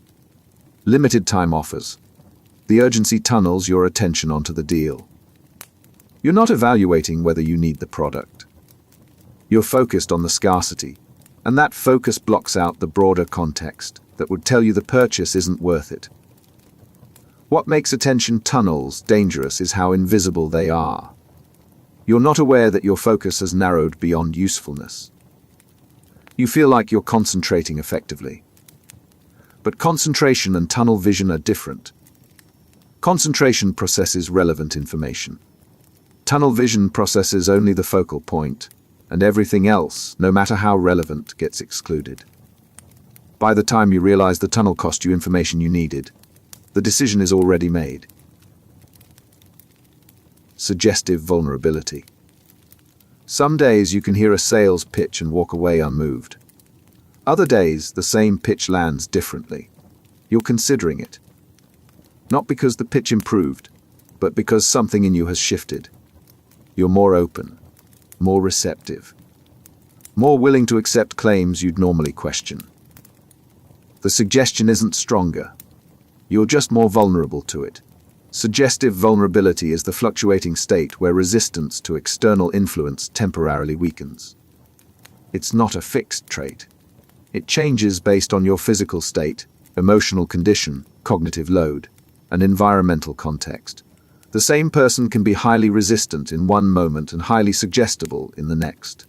Sleep deprivation increases suggestive vulnerability dramatically. When you're exhausted, your brain's capacity to evaluate information degrades. You're still thinking, still processing, but the filters that would normally catch questionable claims are weakened. Suggestions slip through because the mental resources needed to scrutinize them aren't available. Emotional distress produces the same effect. Grief, anxiety, fear. These states consume cognitive resources. What's left for critical evaluation is minimal. A person in emotional turmoil will accept reassurances, explanations, and frameworks they'd reject during emotional stability. The vulnerability isn't weakness. It's the brain operating with limited capacity under strain. Cognitive overload creates suggestive vulnerability too. When you're managing too much information, your ability to deeply process any single piece of it decreases. Suggestions delivered during overload bypass scrutiny because your brain is already at capacity. The suggestion gets filed as accepted simply because there weren't resources available to evaluate it. Physical illness increases vulnerability. When you're sick, your body's resources are diverted to healing. Cognitive function suffers. You're more suggestible, more compliant, more willing to accept what you're told without question. That's why medical contexts require informed consent protections. Patients in vulnerable states can't always exercise full judgment. Social isolation heightens suggestive vulnerability. Humans are social creatures. Extended isolation creates a hunger for connection and validation. When someone finally offers it, suggestions embedded in that interaction land with unusual force, because the person is in a state of elevated receptivity driven by the deprivation. Cults screen for and exploit suggestive vulnerability. They target people going through transitions, breakups, job loss, relocation, grief. These transitions create temporary windows of heightened vulnerability. The cult's messaging, which wouldn't work on a stable person, works on someone whose defenses are temporarily lowered by circumstance. What makes suggestive vulnerability insidious is its invisibility. You don't feel more suggestible. You feel like yourself. But your capacity to resist influence has dropped, and you won't notice until after you've accepted something you'd normally reject. The vulnerability operates below conscious awareness, weakening defenses you assume are still active. Trance exit difficulty. The session ends. The hypnotist tells you to wake up. You try, but coming back feels harder than it should. Your mind is still somewhere else. Foggy, distant. You're aware of the room, but you're not fully in it yet. The trance doesn't want to release you. Or maybe you don't want to leave it. Either way, exiting takes longer than entering, and the transition feels effortful in a way you didn't expect. Trance exit difficulty is the phenomenon where returning to normal consciousness from an altered state requires more effort or time than anticipated. It's not that you're stuck. You can exit. But the process is sluggish. The trance state has a gravitational pull, and pulling away from it feels like surfacing from deep water. The difficulty varies by depth and duration. Light trance exits easily. You are barely gone. But deep trance, especially prolonged trance, creates a state your brain has settled into. The neural patterns associated with the trance have stabilized. Returning to baseline requires your brain to reconfigure, and that reconfiguration doesn't happen instantly. Some people experience disorientation during exit. They're not sure where they are. They feel detached from their body. Time seems warped. These aren't signs of harm. They're just features of the transition. The trance state operated on different rules, and re-engaging with normal reality's rules takes adjustment. Meditation sessions can end with exit difficulty too. Long sits. Deep absorption. When you open your eyes, the world feels strange. Too bright. Too loud. Too fast. You're back, but you're not fully back. The meditative state lingers, and shaking it off requires time your system needs to recalibrate. Hypnotherapists manage transit carefully for this reason. They don't just end the session abruptly. They guide the exit gradually, counting up, suggesting alertness returning step by step. The gradual exit prevents disorientation and ensures the person lands back in normal consciousness smoothly. But trance exit difficulty also creates a risk. If someone has trouble exiting, they're in a prolonged state of vulnerability. Suggestions delivered during the exit phase can embed because the person is between states, neither fully in trance nor fully alert. The in-between is its own form of heightened suggestibility. Some people report wanting to stay in trance. It feels good. Peaceful. Escaping it feels like losing something pleasant. This preference can become problematic. If trance becomes a refuge from normal consciousness, the person might seek it compulsively using meditation, self-hypnosis, or substances to return to a state where reality's demands don't press as hard. Cults exploit trance exit difficulty by keeping members in prolonged altered states. Constant rituals. Sleep deprivation. Repetitive activities. The members rarely fully exit trance. They're perpetually between states, never quite alert enough to engage critical thinking, never quite deep enough to be unconscious. The sustained in-between keeps them suggestible indefinitely. What makes trance exit difficulty concerning is how disorienting it can be. You expect to snap back to normal. When you don't, when the fog lingers, you might doubt whether you're thinking clearly, and that doubt makes you more reliant on external guidance. Someone offers to help you through the transition.